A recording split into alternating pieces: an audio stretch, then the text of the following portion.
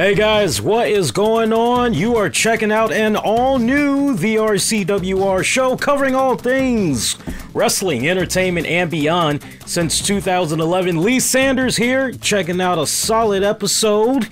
Yes, I'm already calling it right now. It's not even in the books yet. It's early, I know, but we're calling it already. We're going to be delivering you guys a great episode for this Tuesday night of March 12th.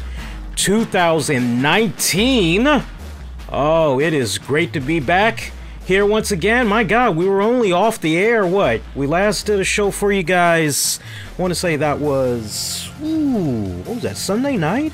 So not too much of a break, but honestly for me, just enough so I could catch up on a little bit of rest. I'm definitely going to be enjoying the rest of the week. The Division 2, Tom Clancy's The Division 2 is going to be coming out this Friday at 12 a.m. Eastern. I'm pumped for that. I had the opportunity to play the beta, and I loved the beta. I think I briefly touched upon this on maybe last week's show or the week before, but I love the fact that I was able to just visit any part within the district, and I knew exactly where I was. I mean, I won't say born and raised, but I feel like I'm actually born and raised. I actually came to DC in 1992, and it's pretty much been my home ever since.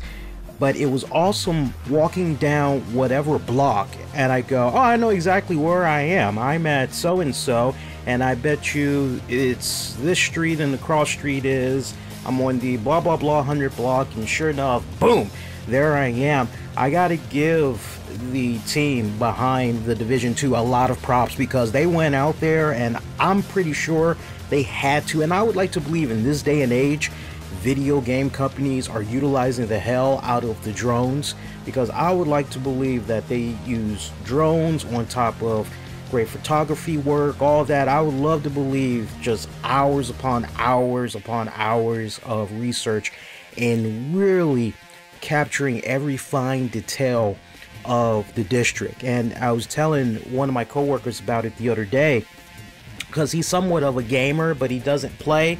He mainly likes to go on Twitch and watch people playing the games. He doesn't mind actually seeing somebody's face as they're playing the video game and they're giving the commentary that way.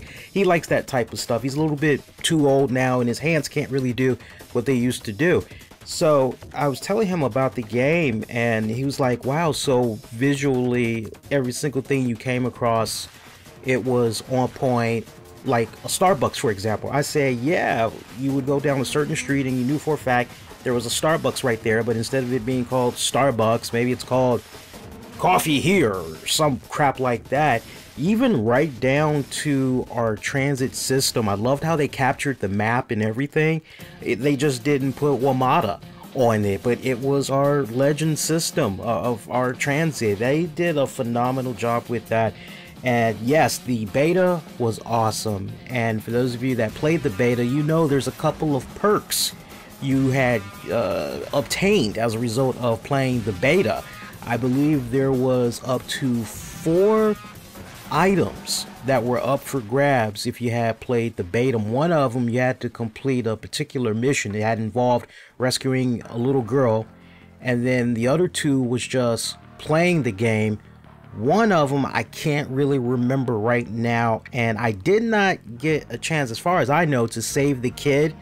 So I believe I'm only gonna have 2 out of the 4 that's going to be coming my way. You know how some of these video game publishers, they do it now, some of these developers, when they give you a beta trial of a game and you do certain tasks, you either unlock exclusive trophies, achievements, or unlockable content that you can access early on in the game.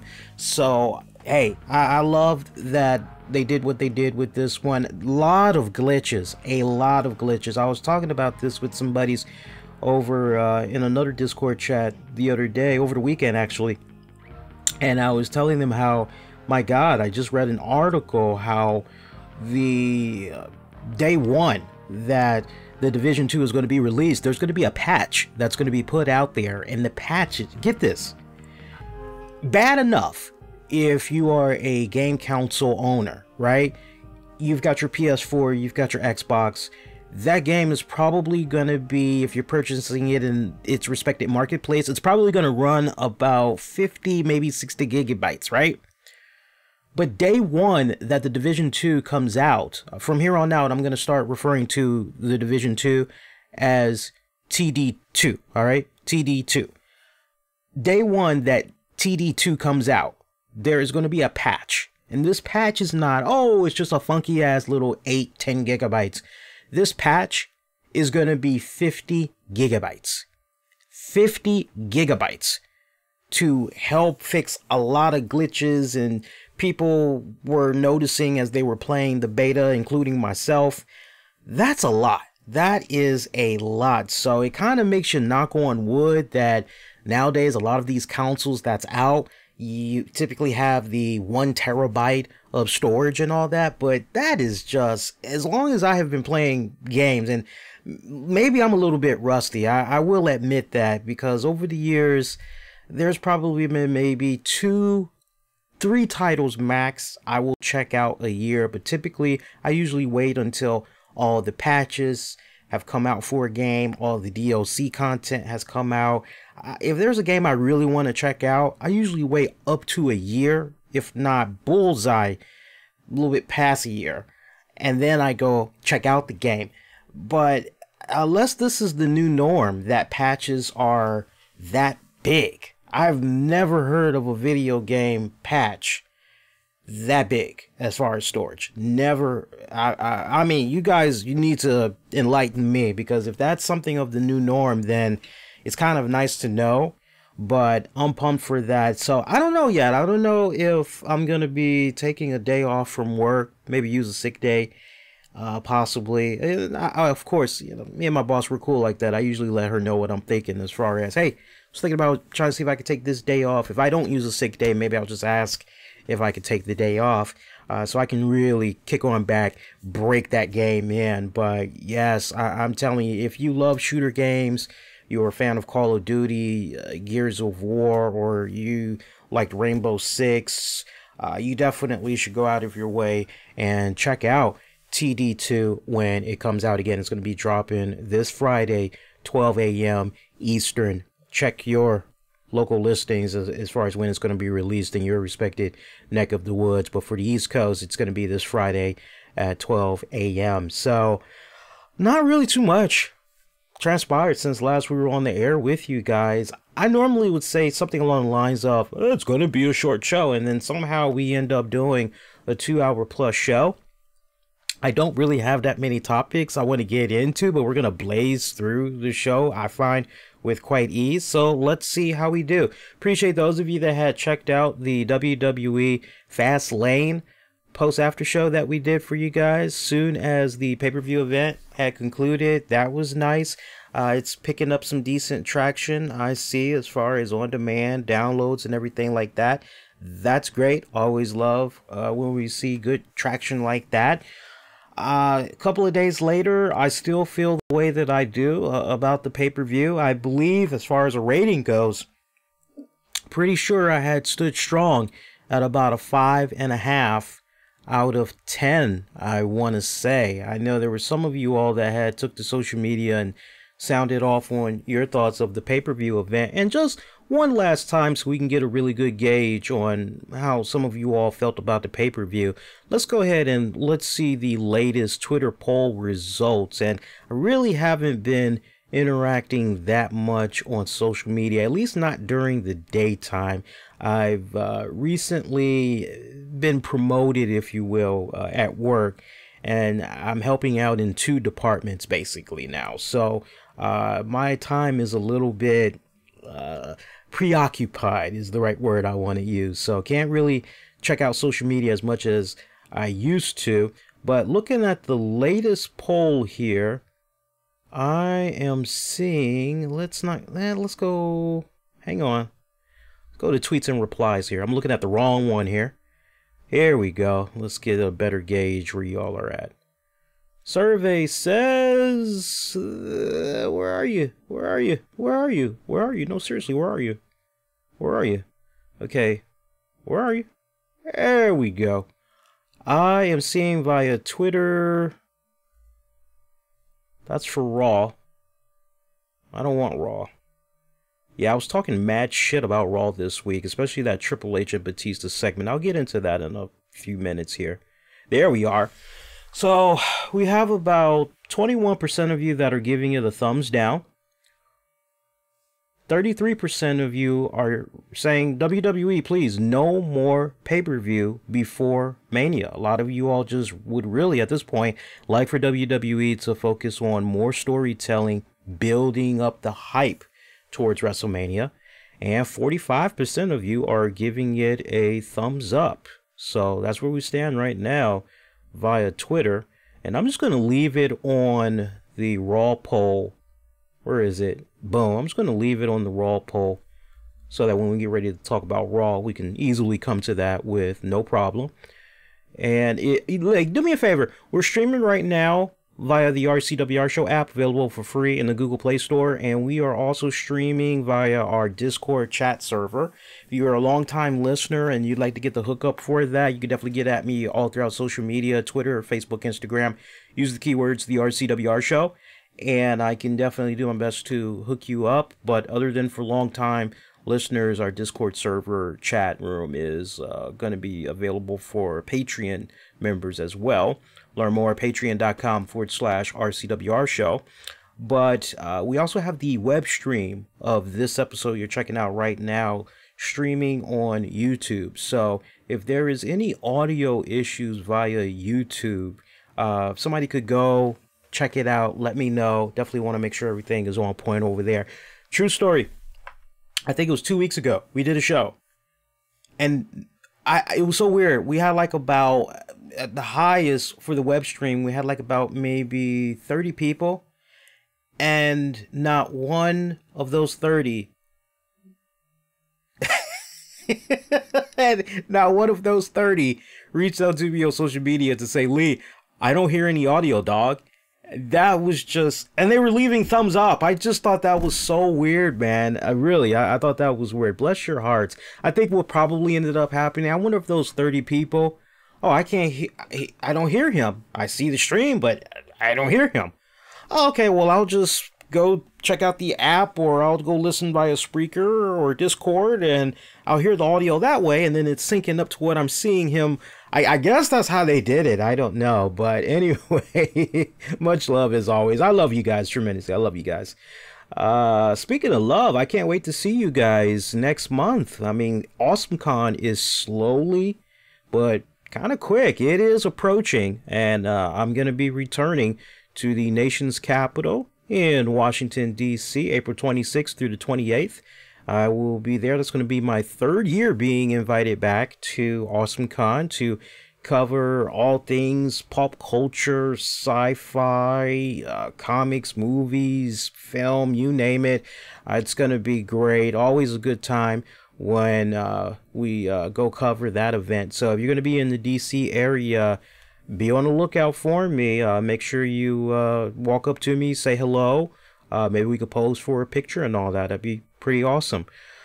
So Fastlane, see here. So combined, we've got about almost 80 votes here. So that's not too shabby. Got about 53 of you guys that sounded off on our YouTube channel in the communities tab section, asking you all, what did you think about Fastlane? So we have 8% of you that gave the pay-per-view a thumbs down.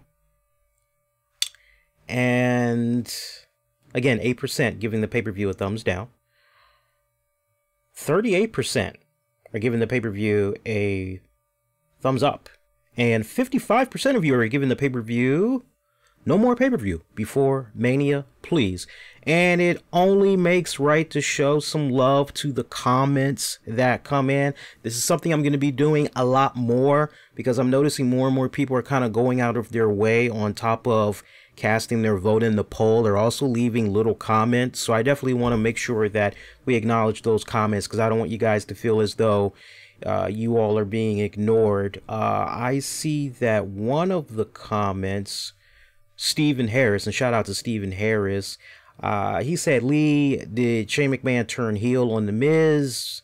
This is setting up a match for WrestleMania 35. Well, my friend, if you watch SmackDown tonight, which we will be talking about, yes, short answer.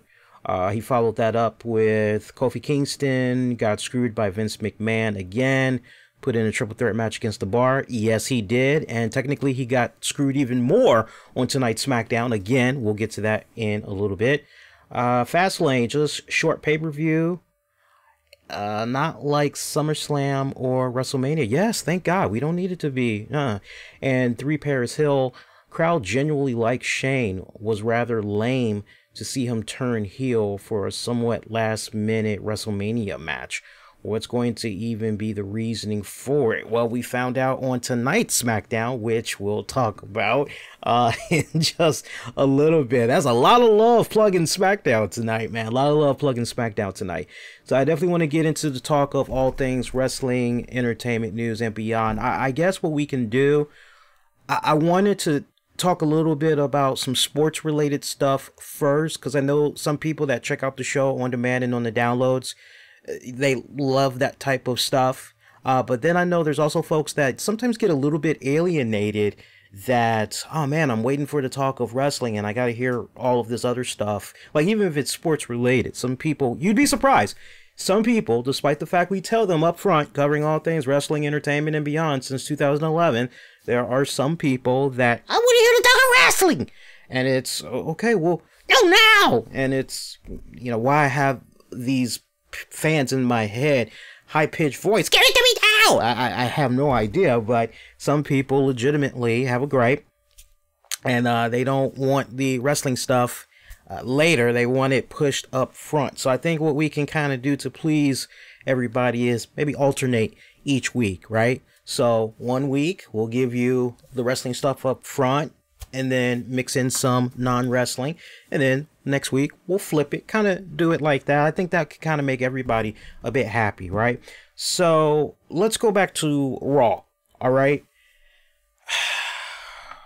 that was an excruciating 3 hours. I won't say it was a very bad Raw. I'm not gonna say that.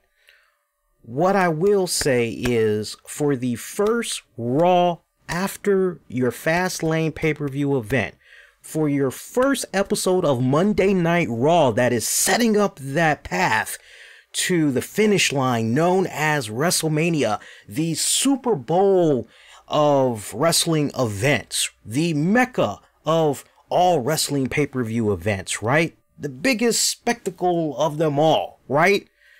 This Raw felt very flat. If you say to me, hey, 4 weeks until WrestleMania, I say to you, well, you've got basically 4 episodes then. 4 episodes to really tell the story. And that's 4 episodes apiece. 4 for Raw, 4 for SmackDown. So basically, right, you've got 8 episodes total to really make that path, to really hype up this event, tell the stories that you need to tell, get people hyped for the event. And for a first Raw, setting up Mania, it just felt flat on so many levels. Where to begin? Where to begin? Well, can I start with the good, and then we can kind of mix in a little bit of the bad and maybe offer some, hey, constructive criticism as far as, right? That's how we usually do it on this show. We don't just do like some people and bitch, bitch, bitch, bitch, bitch. Look, the Shield coming out that one last time, that was nice. To kick off Raw, that was nice. Don't know what exactly the future holds for all 3 men. We know Seth Rollins is going to be facing off against Lesnar for the Universal title at Mania. Dean is kind of up in the air. We know he's leaving the company. And Roman Reigns, who knows what the future holds for him. He's just now coming back. And so it's basically one day at a time, one match at a time. Hell, who knows? Maybe one day he might be meeting up one-on-one against Seth Rollins for that Universal title if Seth Rollins wins it, right? Who knows? So it was nice to see all 3 members of the Shield one last time. That was great. But you know, a lot of people all throughout social media, something's going to happen. There's going to be some type of a backstab. We didn't see it at Fastlane. Surely it's going to happen tonight. We didn't get no backstab on Raw. And honestly, it probably would not have hurt if there would have been a backstab, as people preferably were anticipating Dean turning on the Shield and hurting Roman Reigns, and boom, setting up Roman, Dean Ambrose, WrestleMania. But sadly, we did not get that. I enjoyed after the Shield had their fist pump, hugging it out. Roman and Dean actually leaving Seth in the middle of the ring, and he's hyping up his match against Lesnar. It was great seeing Paul Heyman come out. Two of them going back and forth. I love their back and forth banter. And then Shelton Benjamin attacking Seth Rollins from behind. That basically had set up an improv one-on-one matchup. And of course, the connection there, for those that might have missed it, Shelton Benjamin, Brock Lesnar, they were a really great tag team down in OVW. And when you look up their history and all that, it's kind of a no-brainer that the two of them gelled pretty well together down in OVW. But they've been known as the Minnesota Stretching Crew, right? So it's actually a really good matchup between Shelton Benjamin and Seth Rollins. If anything, I wish the match would have gone a bit longer. I really do. And now I can't help but wonder, is Shelton Benjamin now part of the Paul Heyman club? Is he now officially a Paul Heyman guy, and this is something that we're going to be seeing more of in the weeks to come, or what? I like the Shelton Benjamin, Paul Heyman, just a hint of an alliance there. I need to see that expanded a little bit more. So on the plus side of things, that kind of caught my eye. More of that, please. I'm very intrigued. Ronda Rousey, pretty good. Nice promo that she had cut, laying into the fans. I got to give her a lot of props, because Ronda Rousey, when it was time for her to deliver her segment, to follow up on why she basically interfered in the Fastlane match between Charlotte and Becky Lynch, it was pretty much a pity tour. Like, she had sympathy for Becky Lynch, but at the same time, she did not want for Becky Lynch to have any excuses whatsoever as far as, oh, I was screwed out of this opportunity, or blah, blah, blah, blah, blah, blah, blah. So she basically went out there to guarantee that Becky Lynch was going to be a lock for that Raw Women's Championship match at Mania. As far as Ronda's concerned, doing Charlotte a huge favor.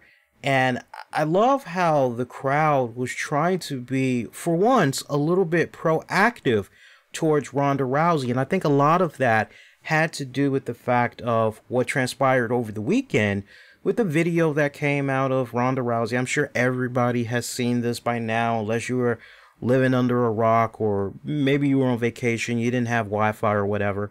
But Ronda Rousey, and it was actually, you're watching this video of her outside of the WWE and everything on the YouTube channel or whatever, and you're watching her, you know, grab a bite to eat, doing some shopping or whatever, and then she's back in like a hotel room or whatever, she's getting her hair done, and you've seen the memes, right? I'm sure you have by now. I got, you know, it's so funny the way our society operates, right? Because whenever something trends, we spam the hell out of it, a la the R. Kelly throwing a fit at the CBS reporter. We've seen so many spoofs off of that, right? We've seen that one particular frame, you know what I'm talking about, and it's either Uno, or he's doing something to some rap song playing in the background and everybody's dancing, or whatever. We've seen it spoofed so many times that after a while it's okay, yeah, I've pretty much seen it all. The first 10 of them were funny, but now it's just okay, I've already moved on, thank you, right? And that's how I kind of felt after a while of seeing just these spammed Ronda Rousey memes. Hey, I like the fact that from that YouTube clip, video clip, whatever, we see this side of Ronda Rousey, and I'm amazed that people are a bit surprised at this, because when Ronda Rousey was in the UFC, this is the type of stuff that she was doing. And she was playing to her strengths. She was still very limited in how much she would put out there when she would talk post-match or before a fight. But what you saw of that clip of her is pretty much what you had got of her when she was in the MMA. world. If anything, you can just say that since her tenure with the WWE, she's picked up a few traits and it's made her even better, right?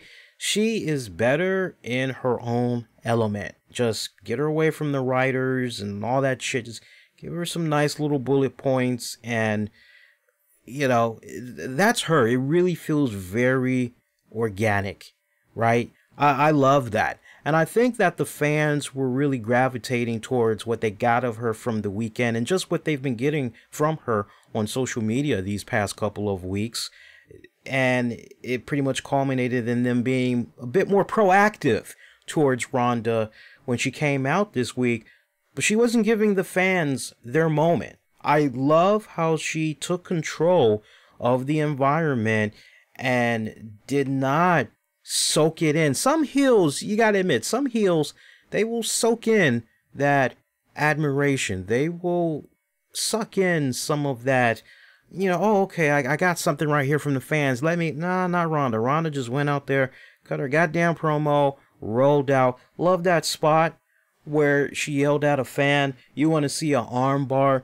Give me $60 and I'll show you what an arm bar looks like. And she goes, better yet, and she just bitch the hell out of one of the referees. If I'm not mistaken, yeah, Dana Brooke. Yeah, pretty much Dana Brooke coming out, talking a whole hot mess. Yeah, you disrespecting all the women on the roster.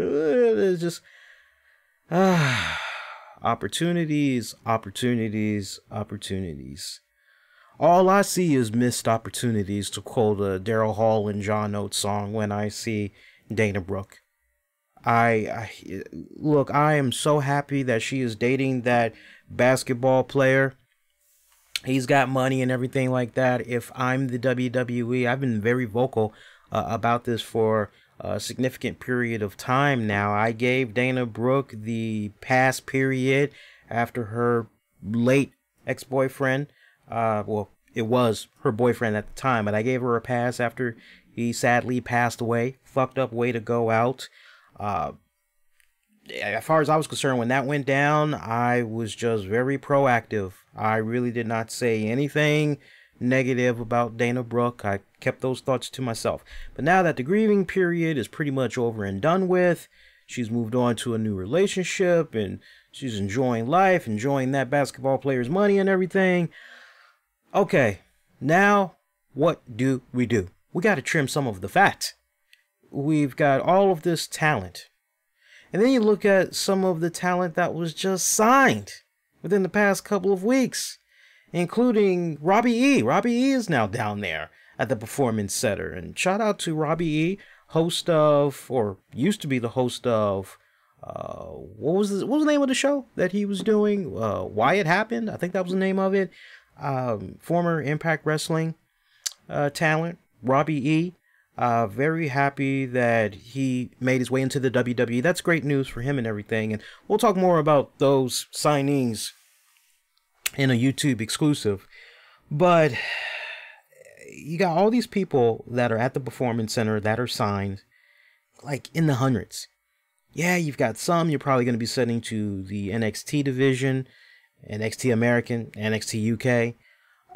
Maybe some you might eventually try out on the main roster and everything. Hey, you could always use some steady hands at live shows for dark matches, things of that nature. But it gets to that point where you honestly have to say, okay, we got to trim some of this fat. We got a little bit too much. Who do we honestly not really care about that we can just, okay, pink slip. We don't have to worry about this coming back to bite us in the ass. And I'm sorry, Dana Brooke fans, but Dana Brooke is definitely one of those individuals. Convince me otherwise. But, and then to see the long ass essay that she put out there after she got her ass whooped by Ronda Rousey, I didn't even read that for 3 seconds. All I saw was just, my God, it felt like it was 3 paragraphs. Pass. Immediately. Yeah, no thank you. No more. No mas. Dana Brooke, no mas. Alexa Bliss, it's revealed that she is the host of Wrestlemania. got a lot of people wondering what exactly is going on with Alexa Bliss. I find this rather funny that, what was it, just last week or maybe almost 2 weeks ago, there was social media rumblings that Alexa Bliss had got injured once again, and as a result of it, WWE is really just, okay, hands off right now. We need to just let this girl be. To which Alexa Bliss had responded to one fan basically denying the report, saying that that wasn't accurate at all, way off, thanks anyway. So, you know, if that's not really the case, then what exactly is going on here? Because you tell me Alexa Bliss, host of WrestleMania, I say to you, why? Just hear me out. Just hear me out. Does she have some type of the women's roster? Does she have some type of swagger? Does she have some type of charisma? Yes, she does. She really, really does. I will definitely give her that. When you put her in a line with Tamina, the Iconics, Asuka, Sonya Deville, Sarah Logan, Liv Morgan. Yeah, when you put all of them out there like that, hell, I can take a Lana. You know, when I look at all of those women, then yeah, I can say as far as personality goes, as far as charisma goes, yes, Alexa Bliss, she's got all those girls beat. I would definitely give you that. But these sweet bliss moments or moments of bliss segments, it has not been good. I'm not really sure what the powers that be in WWE are seeing and hearing. I see an attractive woman sitting in the chair, but what I hear is people in attendance at the cities giving very piss poor, lackluster reactions to her, and if anything, are giving reactions to whatever guest is on her set at that time.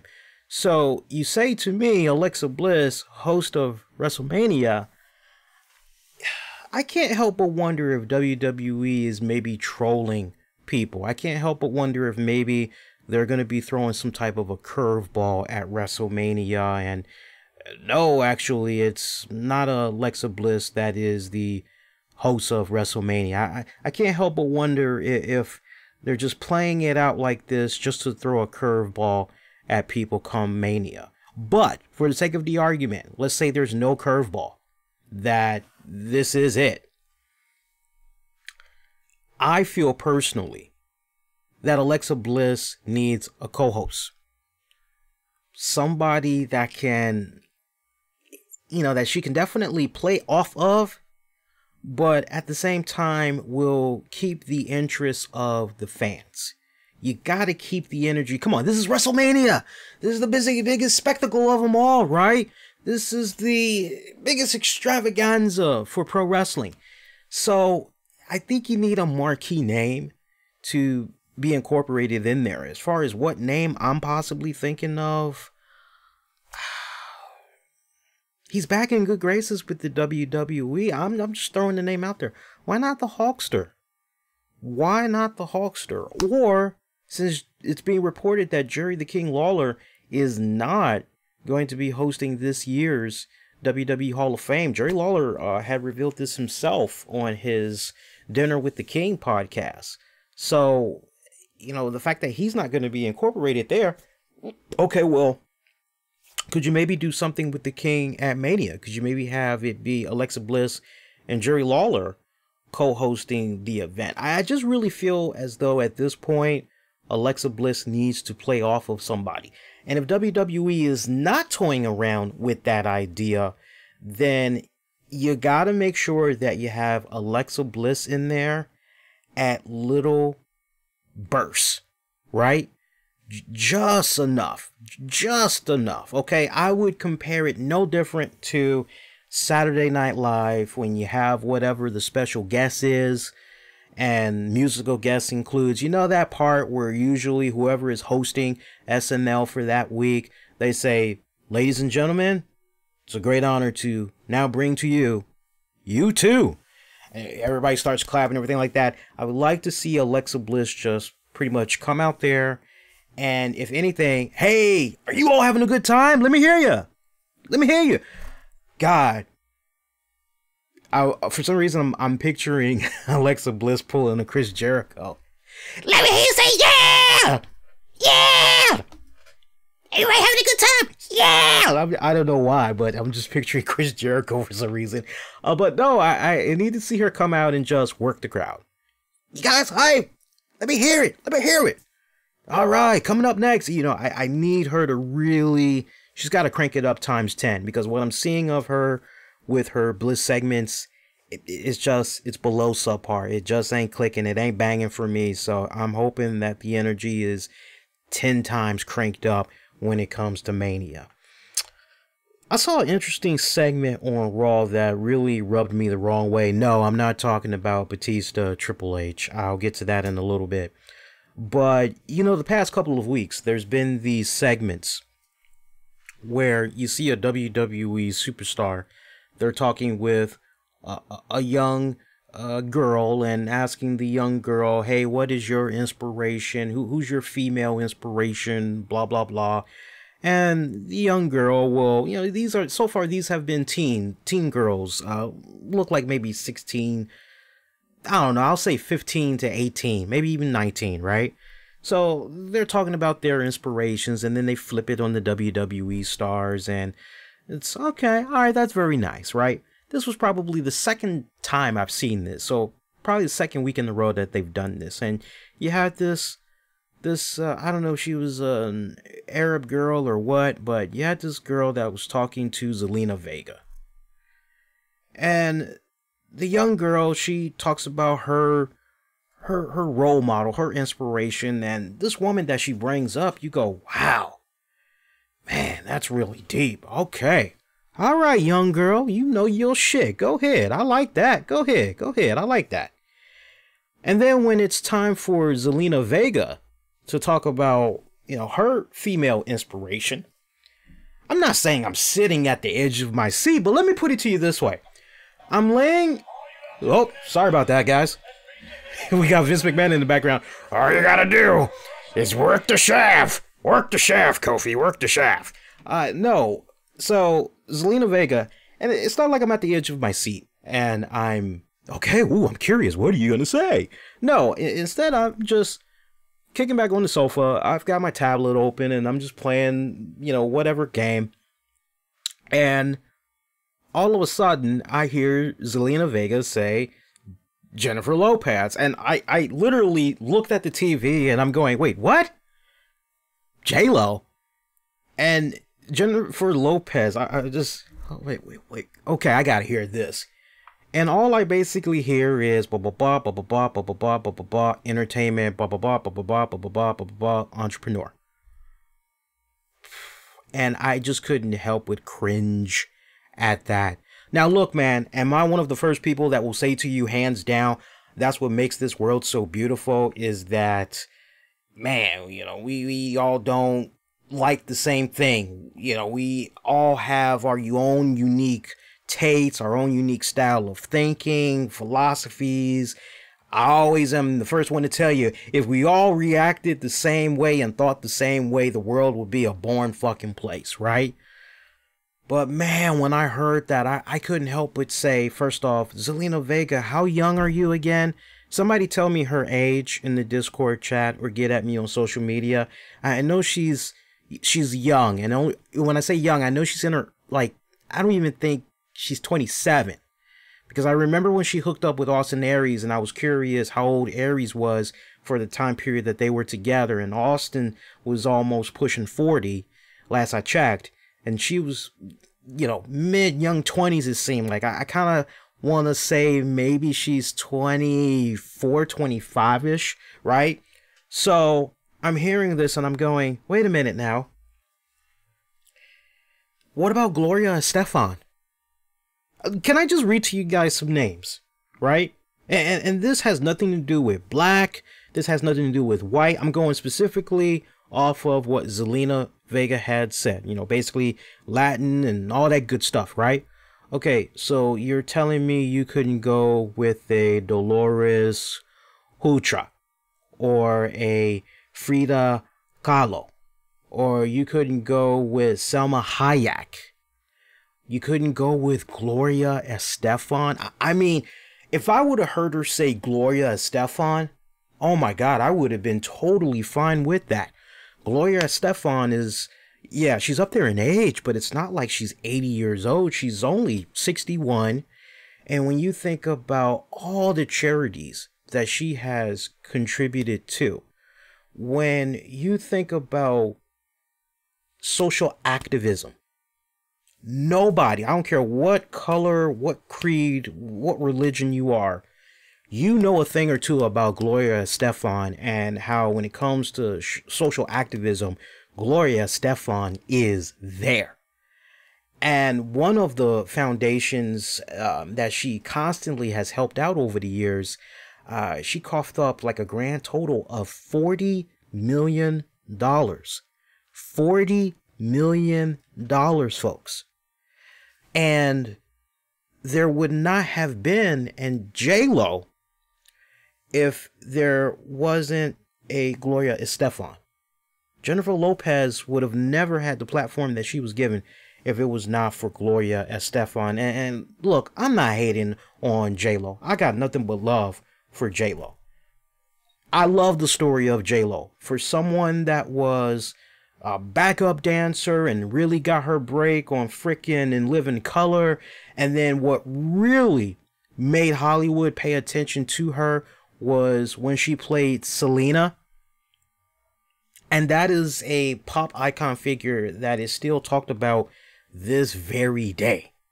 This very day. So it was that role alone that really had got J-Lo mainstream. And has she done very well for herself? Yes, she has. And the relationships that she's had over the years, the Mark Anthonys, the P. Diddy's, and whoever else that she finds herself hooking up with, yeah, she's done very well for herself. Has she maybe done a little something as far as activism and all that goes? Yeah, and that's great that with her kids now in the picture, she's now trying to do the whole Me Too movement and everything like that. But where Gloria Estefan and J-Lo part ways is that J-Lo in the later years, well, let me put on this coat. Let me try to evolve. Gloria Estefan has been the way that she has been since day freaking one, right? So I found that really okay. So I just said Gloria Estefan. What about Eva Peron or Catherine Cortez Mastro? Or how about Supreme Court Justice / lawyer Sonia Sotomayor? Hopefully I'm pronouncing that last name right. Let me try to pronounce that name again. Sonia Sotomayor. Sounds a little bit right that time. I'm pretty sure I kind of butchered that as well. So following that up, you also have golfer, athlete Nancy Lopez. What about Rosie Perez? Rosie Perez. So underrated as a director, a film actress, right? Almost kind of the same background as far as how she was coming up, like J-Lo to a certain degree. What about Isabel Allende, author, writer? What about, I don't know, Sandra Cisneros, an author? What about Laura Esquivel, educator, journalist, author, screenwriter? What about Julia Alvarez, poet, author? What about Sor Jana Inez de la Cruz, writer, women's rights activist? Lord have mercy. That little girl knew more about her history than freaking Zelina Vega did. I cringed at that. And I think we got some info here in the Discord chat. Shout out to Freddie. Zelina is 28. 28. Shout out to Freddie, appreciate that, and shout out to Lee Strack and everybody else that's in the Discord chat right now. Special shout out to Joe Cool. Joe Cool, always working hard. Keep on trucking, baby. He is a truck driver and he is always trucking and trucking on through. Usually checks out the shows when he is on the road. Appreciate that support, buddy. So yeah, that was a very, look, let's move on from that. Batista, Triple H. Lord have mercy. Where do I even want to begin with that segment? Let me not be long-winded. That was a piss-poor segment. From the time that I heard that Batista was going to be popping up in Pittsburgh last week, all right, this should be good. I'm already playing it out in my head, how this is going to go down. Did we not talk about theories as far as how Batista and Triple H were probably going to approach this? Key points I said to you guys. Batista is probably going to say to Hunter, hey, you always looked down upon me. You always treated me like shit. When I left the WWE, you didn't try to stay in contact with me. You didn't try to keep me in the loop on anything that was happening in the WWE. You didn't want to have anything to do with me. As far as you're concerned, you said it yourself, that as far as me going to Hollywood, that I was going to fail as an actor. And then when I finally proved myself, you still didn't give me my props. You still didn't really want to have anything to do with me. I came to you. After Marvel Guardians of the Galaxy was done and everything, I'm giving you the 411 that, hey man, this movie is really going to set me up big time. It's going to have a huge domino effect. You shrugged me off. You belittled me. You looked down upon me. I pretty much gave you the whole freaking blueprint. To a certain degree, that's what they did. But it so greatly got overshadowed. You know how it got overshadowed?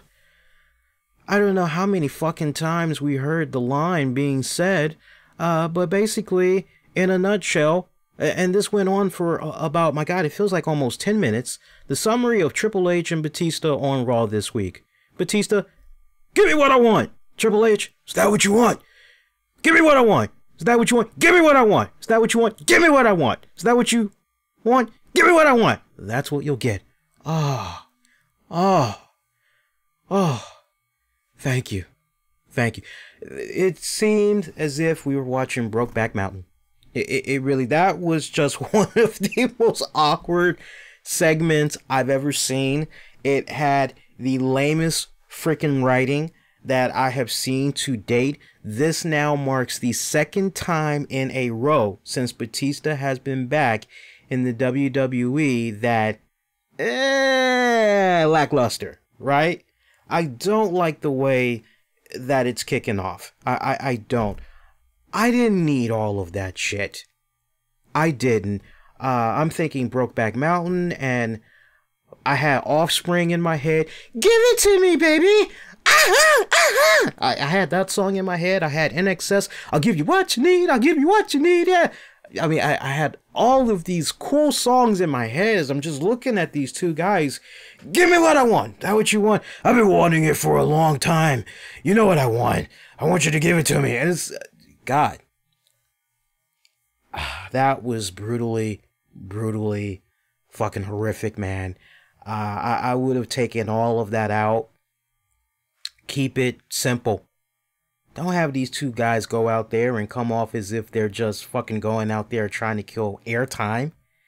Freaking tell the story. And they were on the right path with Batista talking about the whole, you know, evolution. And man, you've always looked down on me. You've always treated me like shit.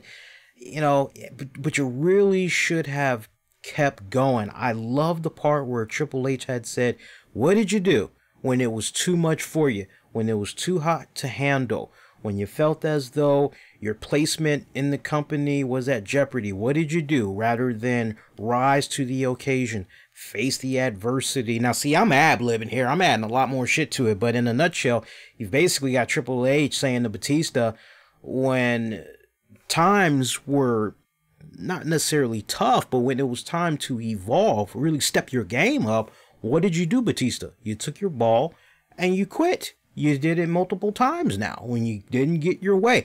I loved all that little shit. All that was good. You could have just continued to add layers upon layers upon layers to that.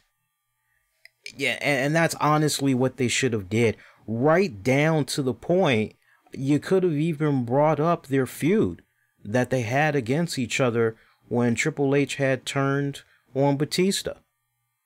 The periods there where Batista owned his ass still has the record. Triple H has never beaten Batista. You could have easily just revisionist history. Everything would have connected and made so much sense that, man, this has been a feud that has been brewing. It goes so much deeper than just the past two times that Batista had left the WWE, left Triple H hanging and everything. It runs so much deeper than that. You could have really tapped into some really good animosity going back to the Evolution days. And the fact that you have all of these fucking writers. If you and me and everybody else that's not on WWE's payroll can automatically pull up this revisionist history, and WWE has a staff of freaking 18 or 300 freaking writers, and that was the best that they could come up with, please.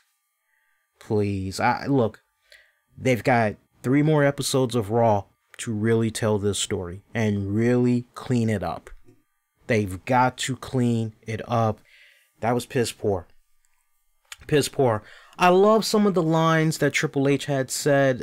The line about your Guardians of the Independent Galaxy or whatever. That was good. I love that little dig.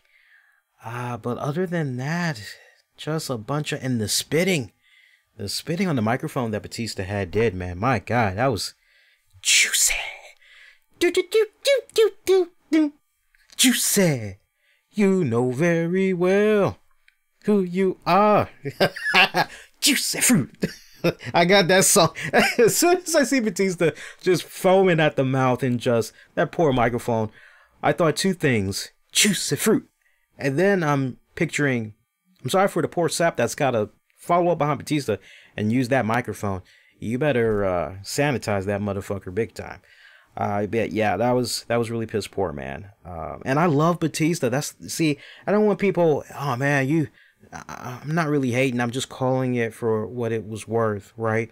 I'm a huge Batista fan. I'm here in the nation's capital, man. Like, DC natives, we love Dave Batista. We appreciate everything that he's been able to do, taking the opportunities that he's had. I know friends that were friends with Batista when he was a fucking bouncer at some of these clubs in DC. So I've heard some nice stories. I've heard my fair share of stories about Batista. So it always puts a smile on my face to see that somebody, you know, from our home turf is going out there. They're swinging at the fences. They're living their dreams. They're doing it big. It always puts a smile on my face. But I mean, even I, as hardcore of a Dave Batista fan as I am, and I'm always quick to remind everybody, I'll never forget when Dave Batista came up on SmackDown. I saw just a little bit of his stuff when he was the Leviton down in OVW. And I said to my friends, I said, man, that's a guy you got to watch. That guy, he's got something. He's going to be big. And then, whatever. And then when he came up to SmackDown and he was the, I don't know what the hell you want to call him. I guess he was a bodyguard for Reverend Devon Dudley. I guess is the best way you could sum it up. I'm telling you, man, keep your eyes on him. That's money. That's money in the making. He's going to be big. Whatever, dude.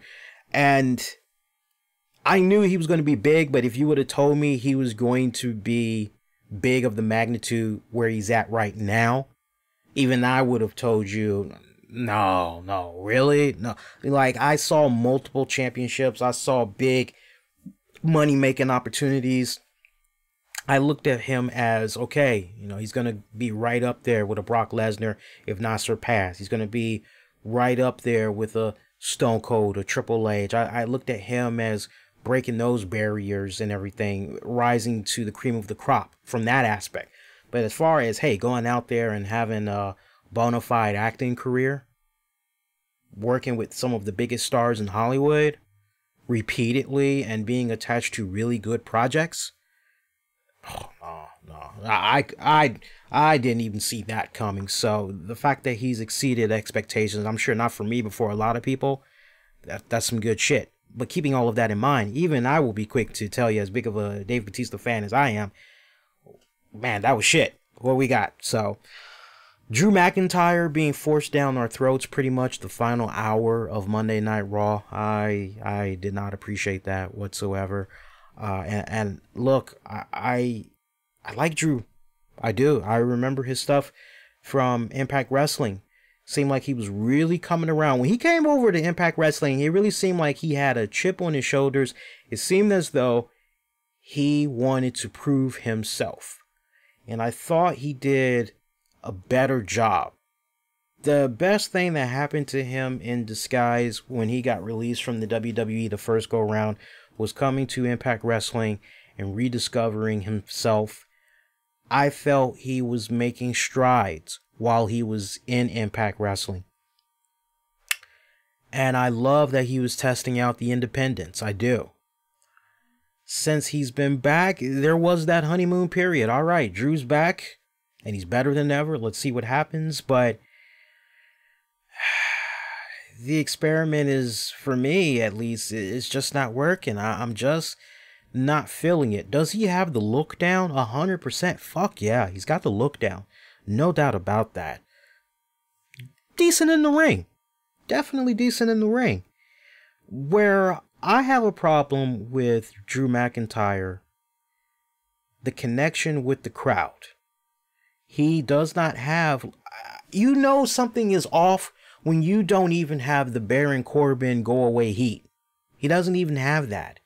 And it was very apparent when you see the beatdown that Drew had did to Roman Reigns as Roman was getting ready for a match against Corbin. It didn't happen because McIntyre jumped him and was beating him up and everything. Crowd was, hey, oh, hey. And then it was just, eh. And then you see what happened later on during the night. Dean Ambrose says to Triple H, because he runs into him in the hallway, hey, give me a match against Drew McIntyre, no holds barred, anything goes, give it to me. Crowd, once again, you know, they're there for Dean Ambrose, but when it comes to Drew McIntyre, it's, right? He does not have the go-away heat. He really doesn't, and that's where the problem lies. He's not connecting with the crowd. I need to see if I'm the WWE. I'm pulling Drew McIntyre to the side. And I'm saying, you know what? We need to work more on you coming out there. And that's great that you can remember your lines. That's great. But how about playing off of the crowd?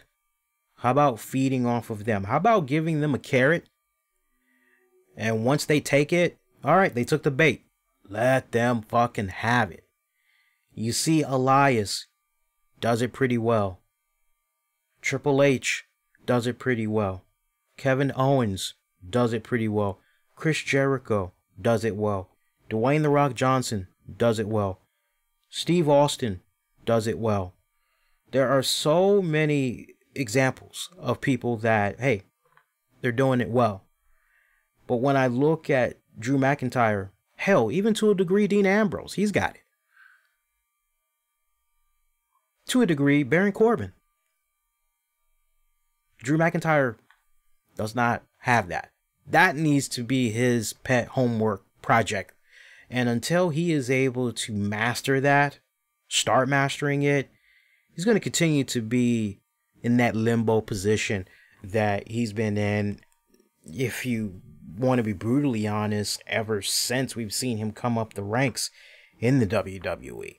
It's interesting, isn't it? Because when you stop and you look back at the Chosen One era of Drew McIntyre, I don't know what it was about that version. But when I just make the comparisons, I can't help but reminisce a bit to the point of, you know, that era of Drew McIntyre, that Chosen One era, that kid really seemed to have everything more than what we're currently getting from this Drew. Isn't that something? Now, some people could say, oh, but look at the way he looks now. And, well, I could say, well, look at how he looked back then when he was doing the Chosen One gimmick. Clean shaven and all that. Yeah, he's more distinguished and everything now, but it just seemed as though when he was going under the Chosen One gimmick, everything was aligned perfectly. It seemed as though, how could the kid do no wrong? But then even at that, somehow, some way, eventually the powers that be moved on. Even when he had the Chosen One gimmick. And we see 3-man band, and the rest is pretty much history. But yeah, that is his pet homework project. And I'm hoping that with a guy like Bruce Pritchard now back into the fold with the WWE, maybe that's something that the two of them, along with Jeff Jarrett, maybe that's something they can kind of work on with him in the next coming weeks. But yeah, that was rough. So pretty much after Batista and Triple H, you really had no reason to watch the last hour, I don't know, hour 15 minutes of Raw. Pretty lackluster this week, man. Smackdown, tell you about that in a hot second. I want to take this time out and let you guys know that this episode of the RCWR Show is brought to you in part by our good Patreon members. Definitely want to give them a shout out.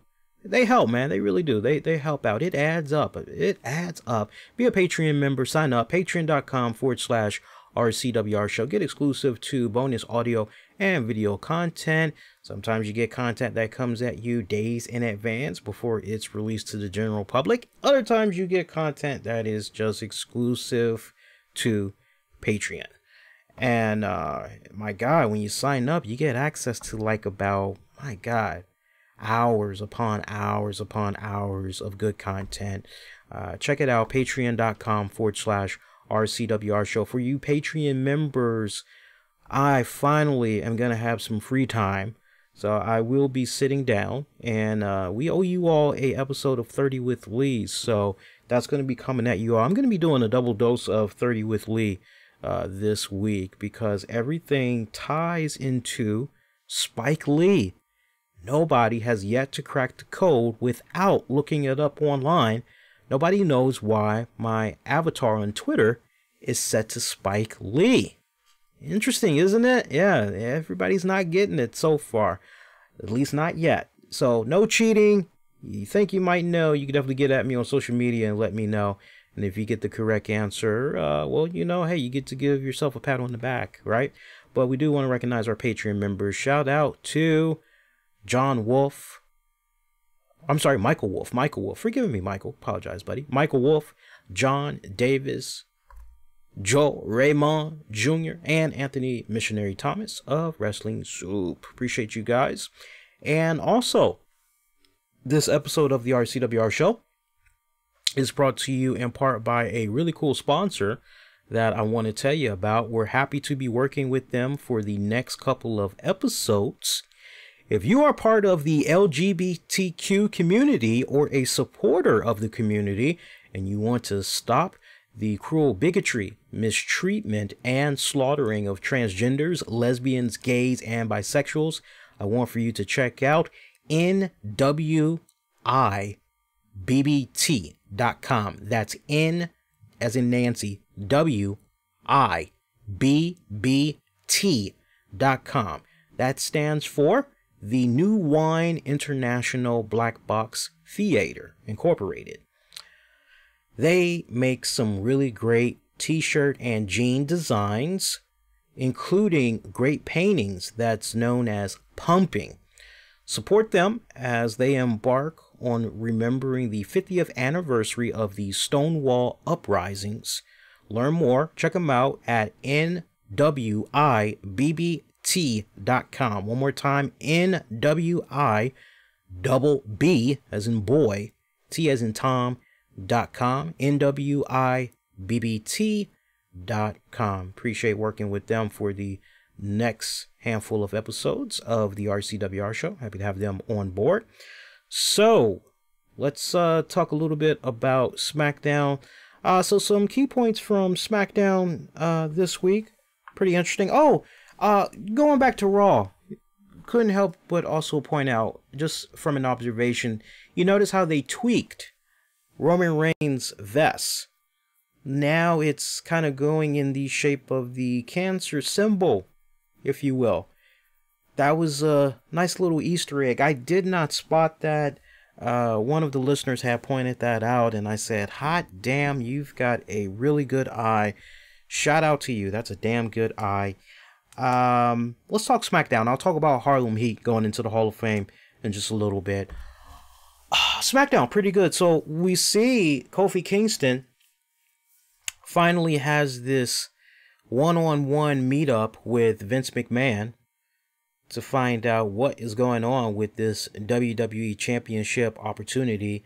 I love how New Day was out there. So you had Xavier and Big E as well, and they're continuing what they've been doing the past couple of weeks and hyping up Kofi and everything. But for me, this was really about, okay, Kofi, let's see how you handle yourself one-on-one with Vince McMahon.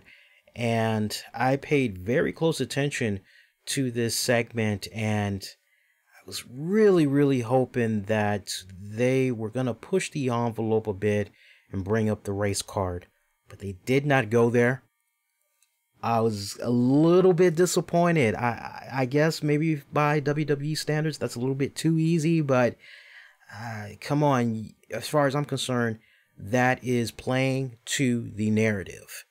That is playing to how certain individuals, a great consensus in social media, feel about why the WWE, as far as those respective fans are concerned, continue to overlook blacks.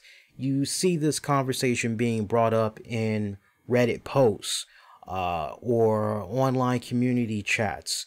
You see this brought up on podcasts, which is either when are we going to see a black WWE champion? That's usually followed up by Dwayne "The Rock" Johnson doesn't count.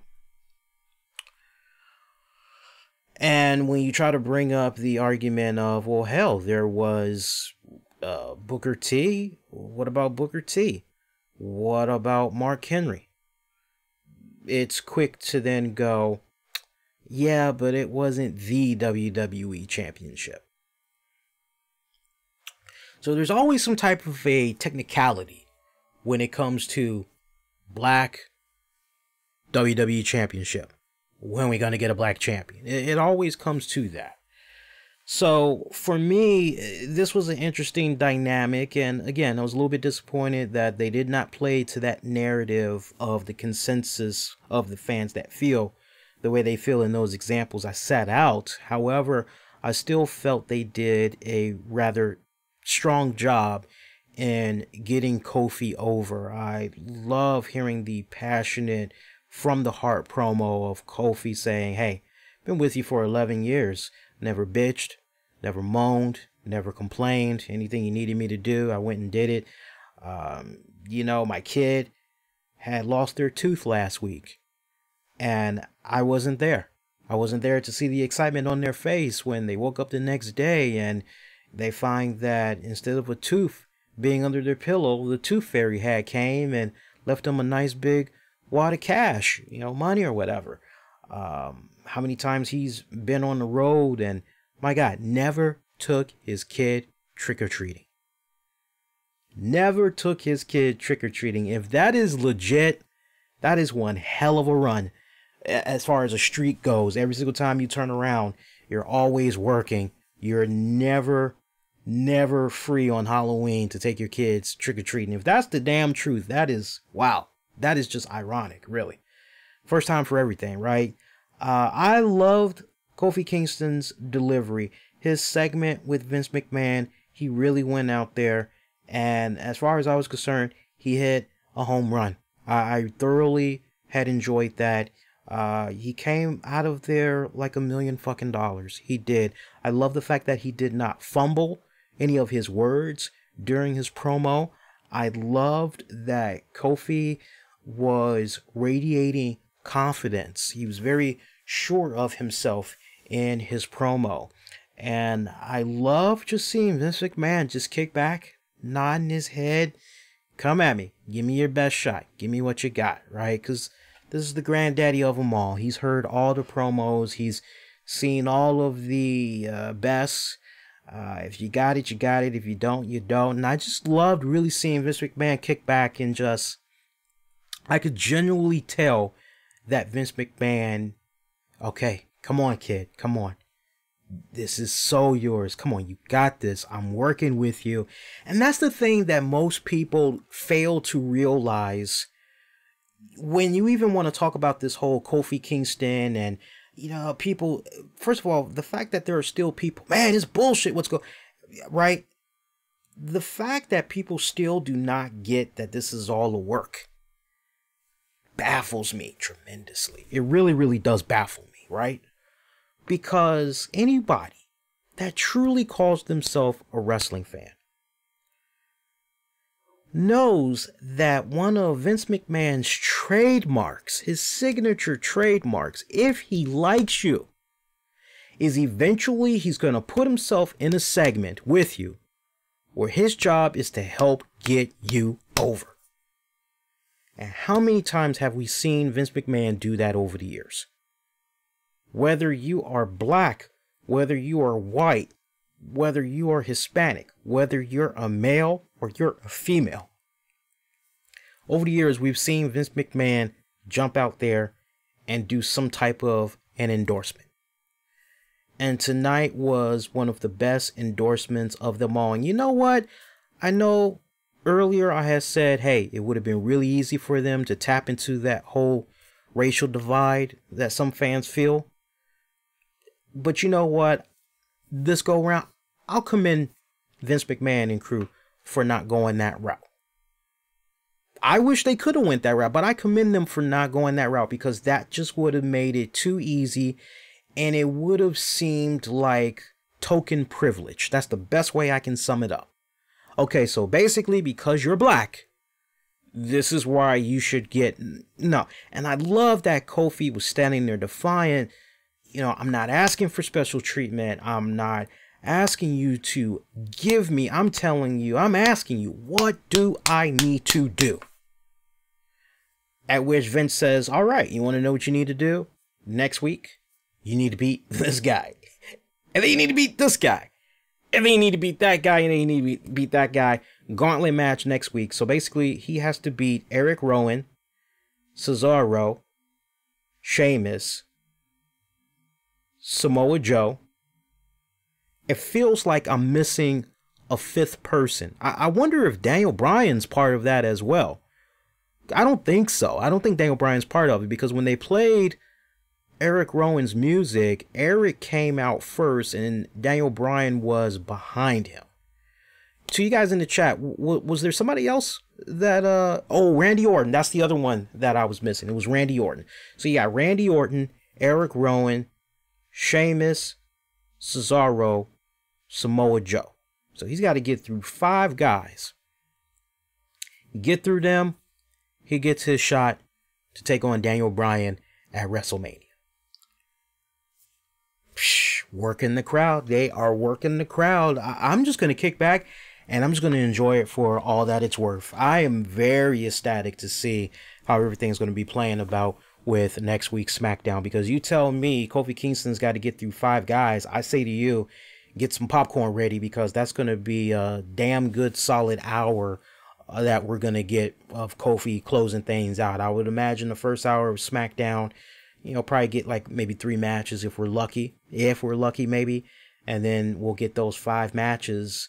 Now that I'm really thinking about it, I think that with regards to that gauntlet match actually might not begin until about 8:30, 8:45, and then we pretty much go from there. So don't be too surprised if at around the 8:30 p.m. or rather I should say if around the 30-minute or the 45-minute mark of the first hour of next week's SmackDown, that's when the gauntlet match will begin. So pretty pumped for that. But I mean, look, man, this is good. I'm loving this. I'm loving this. And I like what Freddie is saying in the Discord chat. Yeah, it seemed like it might have been also Brian, but no, it ain't Brian. Yeah, because Vince said, and the last guy, right, and Daniel, exactly. So, no, I'm thinking it's Eric Rowan, because I remember hearing the music and seeing the Titantron, and it was this lime, ugly green, and it had Eric Rowan's text, and Rowan came out. And I definitely remember hearing his music that crappy ass swamp music. I definitely remember hearing all that. So, but it would be interesting if everything plays out in such a way where Eric Rowan is the last one that faces Daniel Bryan. I'm sorry, if Eric Rowan was the last person that faces Kofi, and somehow Daniel Bryan gets involved and maybe screws him out of the opportunity. I don't know. Kind of can't help but wonder how that's going to play out. Just looking if there was anything else noteworthy from SmackDown I wanted to bring up this week. No, there's nothing else. Oh, AJ Styles. AJ Styles and who was the other guy? AJ Styles, Randy Orton. They had a pretty good segment tonight. Look, I'm not going to quote the person, but to the knucklehead, see, this is why I don't like when some people have the blue check mark next to their name, because sometimes it's, oh, well, because this person has a blue check mark, well, what they said is law, what they say is official, what they say is of holy status, and I must take that and cash it at the bank. And some people just do not deserve the blue check mark. Okay, now, keeping that in mind, I see this comment from somebody that is, look, has he respectfully paid his dues? I will give him that. He has paid his dues. But sometimes he comes off very fucking gullible. I'm just now really seeing that. And I'm not going to continue to pick on him every single week. I got friends that will do that, okay? And they will just do that willingly on their own show, all right? But the one time I finally get perturbed, I see this comment from this guy, and he says, and I quote, let me quote him because I don't want to misquote this guy. So let me actually pull up this quote, and this will probably give the guy away, but I don't care. I don't care. Let me see if I can pull it up real quick for you guys here. Here it is. Okay, here we go. You can't make this shit up. Randy Orton and AJ Styles just went out, both had the best. Let's clean that up for him a little bit. Okay, I was quoting him, but now he kind of, okay. Randy Orton and AJ Styles just went out and had one of the best promos of their entire careers, respectfully. Wow. Oh, man, come on, dude. Come on, dude. My first question when I read something like that, how long have you been a wrestling fan exactly? Have you really been following respectfully the careers of AJ Styles and Randy Orton, right?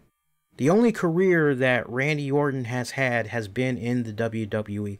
So it's very easy to go back, and I'm sorry, but if you give me 24 hours, I could mention 10 other promos that were Randy Orton's absolute best.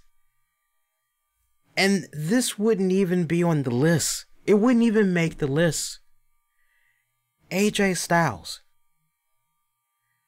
Entire careers. That's what we're going to go with. Let's make sure. Now see, if we're going to say probably one of the best promos that these men have had in recent years while in the WWE, I'll give you that. I will definitely give you that. But to say that both men had one of the best promos of their entire careers, now I'm hoping this guy was just trolling. I hope he was saying what he was saying because, well, let me put this out, because this will get a lot of retweets. This will get a lot of favorites, and maybe eventually it'll get highlighted on WWE, and it'll be used for some type of a clip or whatever. Who knows, right? And I'm not hating. I don't envy, and nothing like that. It's just when I see stuff like that, I can't help but question, wait a minute, how long have you been a wrestling fan? You say that you report wrestling. You report wrestling, MMA, and all that of all types. Okay, so you've seen a lot of shit. So never mind what AJ Styles did in New Japan Pro Wrestling. Never mind what AJ Styles did in ROH. Never mind what AJ Styles did in Impact Wrestling. Never mind the stuff that AJ Styles has been doing since he's been in the WWE these past couple of years. We're going to go with this night on Tuesday night, March 12th, 2019. And AJ Styles has been involved in the sport of pro wrestling for what now? My God, he goes back to the WCW power plant days, right? Okay, so AJ Styles has like almost been around for, shit, my God, good God, almost 25 years, give or take. And we're going to say that out of that time frame, that this was one of his best promos of his entire career. Do you know how, I'm gonna throw it on out there. Do you know how 18 years? Lee Strack is saying 18 years in the chat. I wasn't going to take this detour, but now we're going to take a detour. Now we're going to take a detour and we're going to look up AJ Styles. I remember a little something with WCW and all that. Remember all that? 1998. 1998. So what's that? 98 to 8, that's what? That's 10 right there. 18, that gives you 20. So 21. You see the thing with me and numbers? I just round the shit off. I say almost 25 years. It's 21, 22, 23, 20, almost 25 years, right? So not really 18, not really 18 years. Well, wait a minute. 8, that's 10, and 20, and it's 19. We're in 2019 now, so he's at 21. Yeah, so almost 25 years, like I said the first time. If it's 15, I'll definitely correction. But nah, man, that's like 21 years. So it's almost 25 years. But the point is, for somebody to make that type of a comment, how you gonna call yourself a wrestling journalist and all this other shit, and you put those type of comments out there? Come on, dude. Don't be that gullible. I get it if you want to get a bunch of likes and you want to get a bunch of retweets and you want people to engage with you. Hell, maybe you legitimately felt that it was a really good promo. Fuck, I said it was a good promo. I'm not going to fake. I thought it was a good promo. Some people feel that, nah, man, that was a bunch of rubbish. And look, I love their whole back and forth. Because for me, they told such a interesting story that, okay, I'm intrigued by this match now. I actually want to see this. And I love how, you know, Randy Orton, you know, and AJ Styles, they come out there and AJ's pretty much like, hey, I knew you were going to be attacking me at some point from just out of the clear blue. That's why I went on ahead and I brought the fight to you beginning that fast lane. It's like, why wait for you to, that's why I went on ahead and I attacked you. And I love Randy Orton basically saying, wait a minute, how we going to call SmackDown the house that AJ Styles built? But I've been here the entire time. While AJ Styles was running around bingo halls wrestling for $5, you know, here I am, blah, blah, blah. And he's just going over and bringing up different periods. And I love that part where he said, what was it, like 2005 or whatever, while I was winning, blah, blah, blah, or AJ Styles was getting a tan with Dixie Carter. Oh, okay. All right. That's nice. That's nice. He actually could have said TNA. TNA is no more. It's just Impact Wrestling. But okay, whatever. That's good. And to see AJ Styles come out and rebuttal that, you know, for me, that whole rebuttal of, for a guy that has been crapping on, you know, me and where I've worked, you sure have been following a lot of my career. You sure do know a lot about my career from over the years. I would have countered right back and been like, oh, you want to talk about how I was working at bingo halls and getting a handshake and a hot dog for $5? Well, while I was doing that, correct me if I'm wrong, weren't you working as a weren't you working at a gas station or something like that? Weren't you dishonorably discharged from the military? That would have been a ooh. I mean, there was a couple of zingers in there that I wish WWE would have. Okay, AJ, Randy, you good with this, right? You good with this, right? We want to really crank it up. Okay, yeah, let's go ahead. Let's go there. I mean, look, you still got like 3 more episodes. You could probably go there. There's still time, but their back and forth banter, I enjoyed it. So much so, I enjoyed it more than the bullshit that we got from Triple H and Batista from Raw. But you know what? Anything is probably better than Triple H and Batista. When the bar is set that low, and then less than 24 hours later, you've got Orton and AJ putting out there what they put out there. Now look, is it one of those memorable... No, I'm not going to say it's memorable. I'm not going to say it was one of those promos where 10 years from now, people are still going to be talking about it. What I will say is that Randy Orton, in this instance, he had a couple of great little one-line zingers. I love the part where the talk was brought up about the rent. If I can pull up that line. I got that line in here somewhere. Where is that line, by the way? I don't think I have it in here. Oh, wait a minute. Let me check. I know I got it in here. Hang on a second. So I was actually taking notes on that one. And I was like, oh, that's funny as shit. Let me look here. I'm pretty sure I got it. And sadly, I do not have it. Yeah, I do have it. House that AJ Styles built. As long as you want to rent a room in my house. See, I'm the landlord and your rent's due, you son of a bitch. Okay. That was nice. And you can make that check out to RKO. Okay. That was nice. Okay. That's kind of clever. I like that. All right. Zinger, zing, boom, bow. I like that. That was kind of cool. But I wouldn't say it was, oh, we're going to be remembering this for years to come. I wouldn't say that. Was it decent? Was it okay? Yes, it was okay. Did the two of them flow well off of each other? Well, yes, they did. But to say that Randy Orton and AJ Styles just went out and had one of the best promos of their entire careers, respectfully, I would have to disagree with that. So, like I said, man, some of these people that got these blue check marks, they don't deserve them, man, because I'm telling you, sometimes you know who's out there just saying what they're saying just to get retweets and all of that other shit. And then you've got individuals that may legitimately feel a certain way, but this is a case right here where somebody is showing they're still wet behind the ears. Just because you've watched X amount of whatever, it doesn't necessarily mean that you're an expert. It means that the fan part of you is coming out more.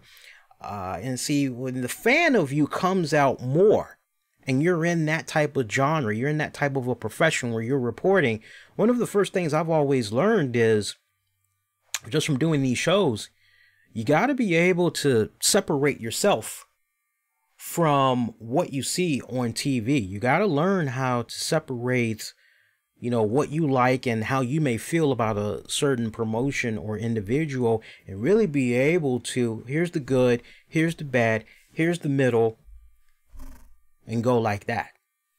That was clearly a case of pure...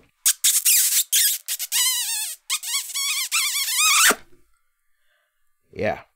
Enjoy those WrestleMania tickets, buddy. That's all I gotta say. Anyway. Other than that, really none else. Oh, Shane, that was expected. We told you guys on Fastlane. Look, I hate to say, I told you so. I hate to say it isn't so.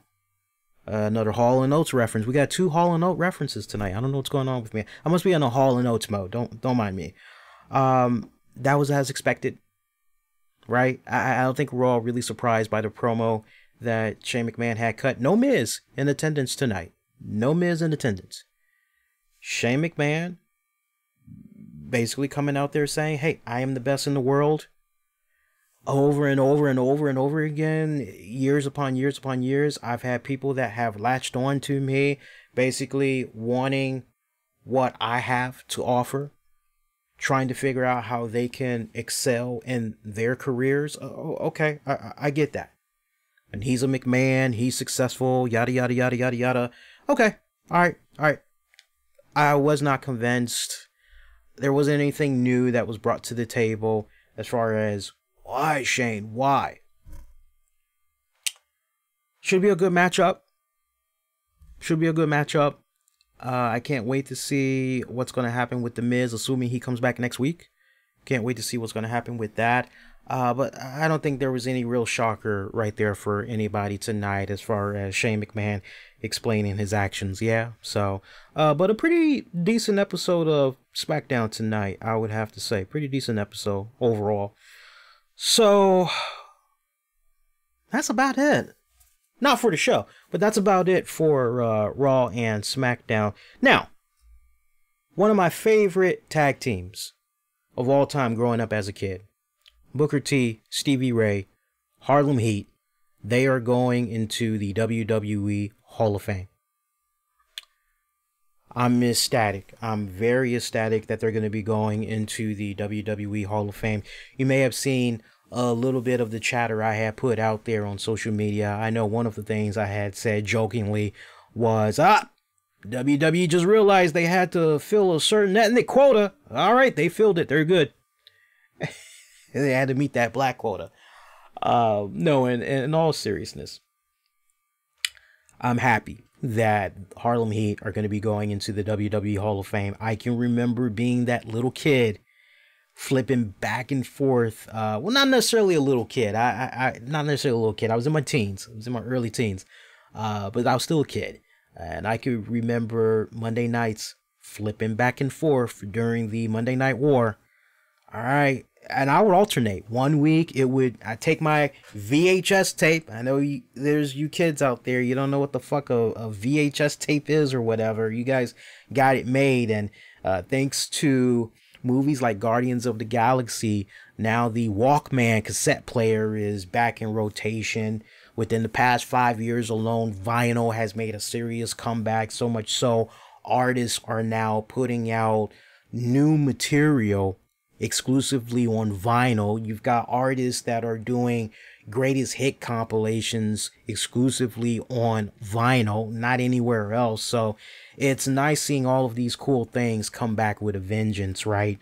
But I remember being a teen during the Monday Night War, and some weeks I would just, with the remote control in my hand, bowl of popcorn, flip, flip, flip, flip, flip, Raw, flip, USA, flip, flip, flip, WCW, right?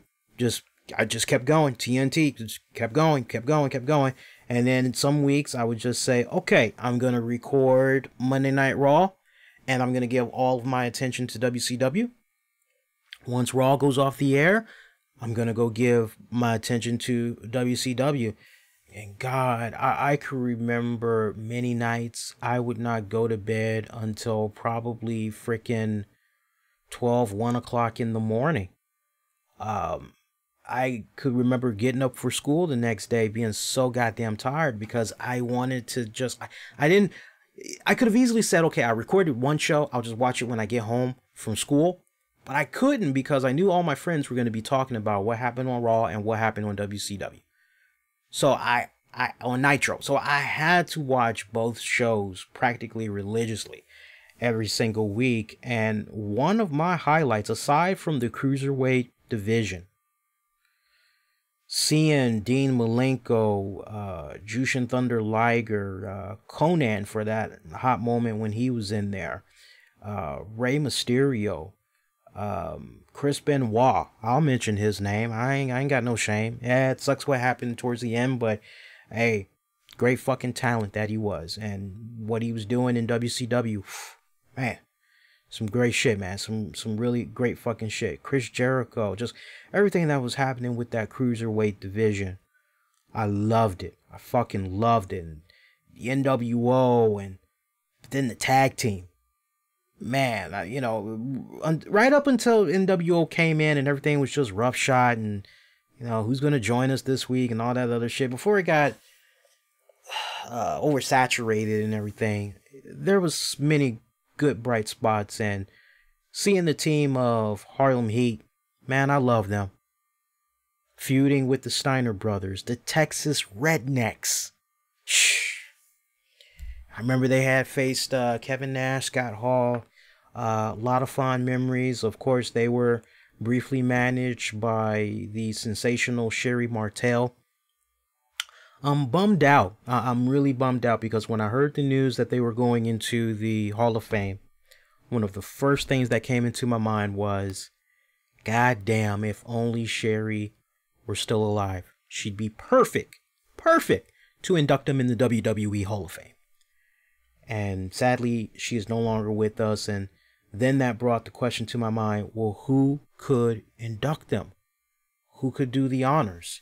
If we're even still going to be having inductors, because rumor has it there's not going to be any inductors this year. But if there were to be an inductor, who would it be? And that's a really, really tricky one right now.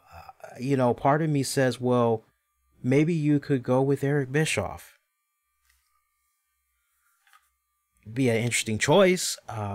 For a lot of people, it might be a peculiar choice, but when you think about Booker T and greatest accomplishments that he had in WCW, a lot of it was under Bischoff's tenure. So, I mean, who better than to reflect on Harlem Heat's time in WCW than EB? I mean, that's a decent runner-up.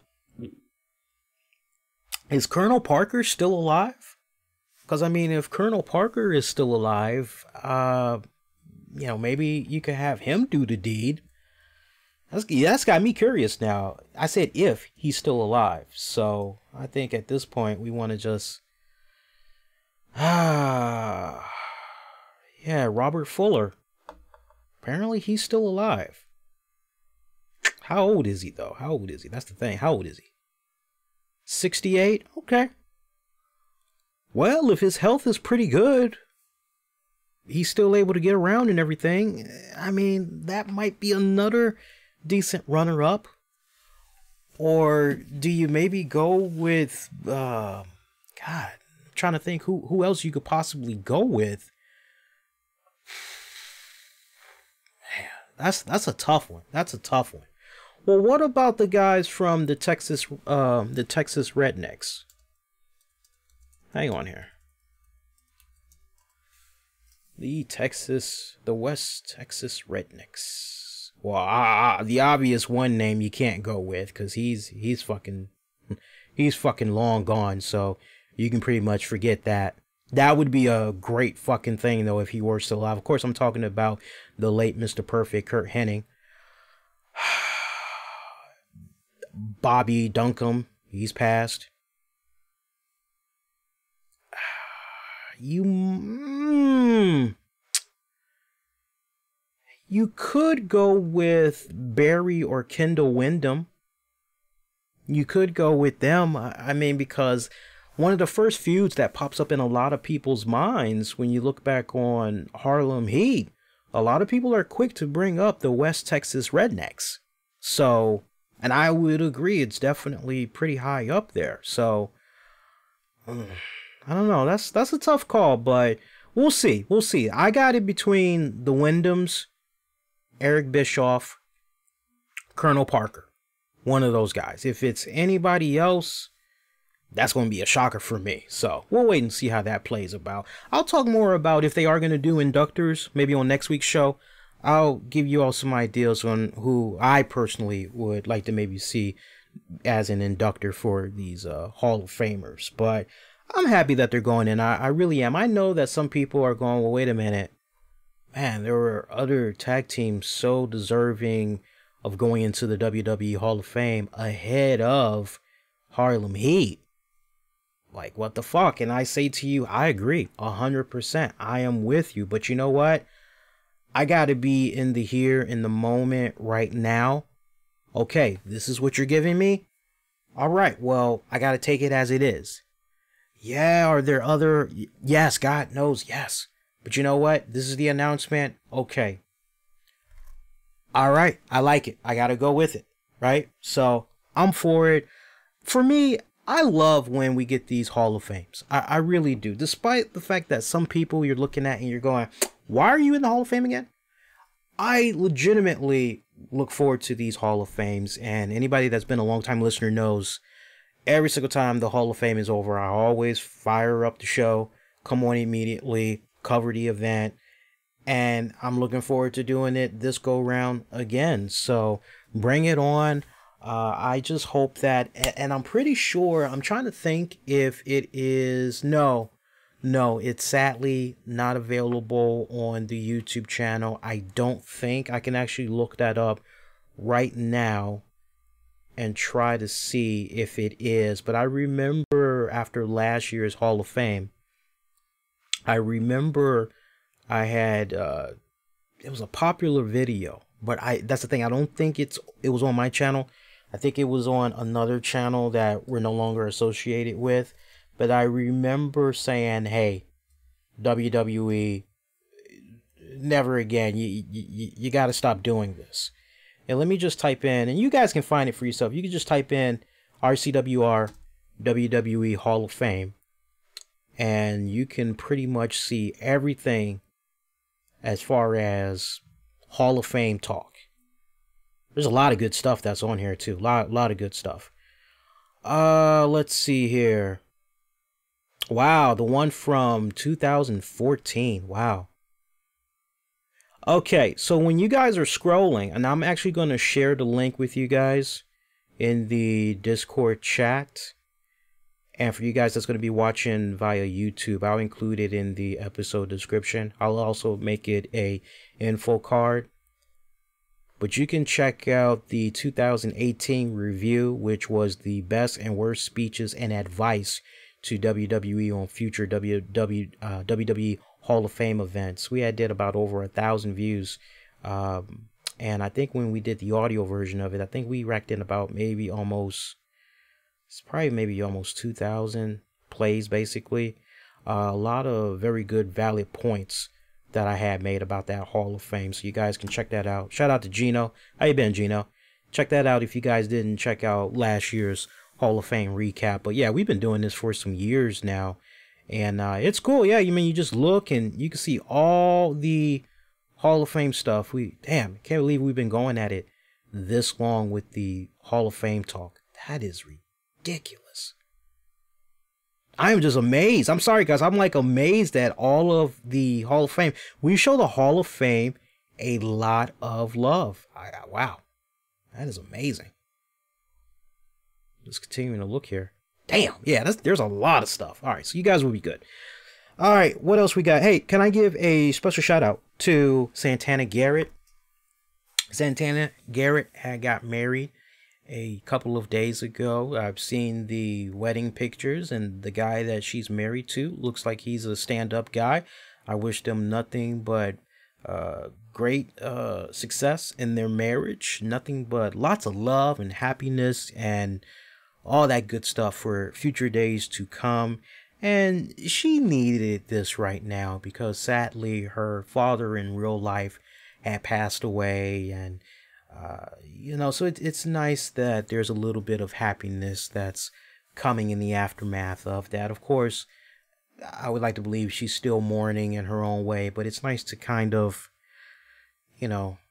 put that in the rearview mirror, so to speak, and focus on a really momentous, joyful occasion. I'm sure she wishes, if possible, she could move heaven and earth to have her dad been there to give her away, but I'm happy that she had this one day of pure bliss, right? So congrats to her for the wedding. And of course, you can see her regularly on WOW, Women of Wrestling. I'm sad, man, because I was really looking forward to hooking up with Mish, and I was looking forward to talking about the season finale of WOW, because we were supposed to be doing a WOW recap. I'm hoping that in the coming season will definitely be regularly added a lot more. And once again, if you did not check out WOW Women of Wrestling, it's a really great promotion. You got all the time in the world during the summer to catch up before they come back for their second season in the fall. They're going to be back for 24 episodes. And I sadly, I was like, I didn't get a chance to talk about WOW. I was looking forward to talking about it. Sadly, did not get a chance to talk about it. And the last thing I want to do, sadly, is talk about a promotion that you, my core listeners, have not seen yet. And then we haven't even dedicated an episode to just purely talk about WOW. So I think what I'll end up doing is I'll put a poll up. We'll put this poll up on Facebook and we'll put it up on YouTube. And the poll that I will ask you guys is basically, would you like me to recap some of what all went down during the first season of WOW? And depending on where that poll is, I'll have an idea. All right, so we'll put that out there, and I'll make sure I'll include the option of never checked out WOW, but I'd like to hear about it from you. Right, I'll make sure I put something like that in there so that you guys aren't forced to, yes, no, or whatever. So we'll do that. And if that goes well, then I'll set up another poll.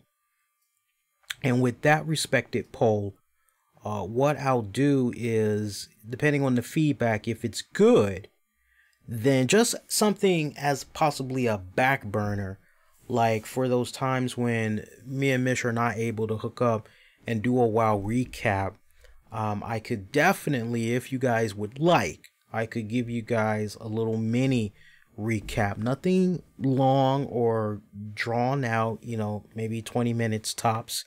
And maybe we can kind of, go from there. But, we'll see. We'll see how that goes.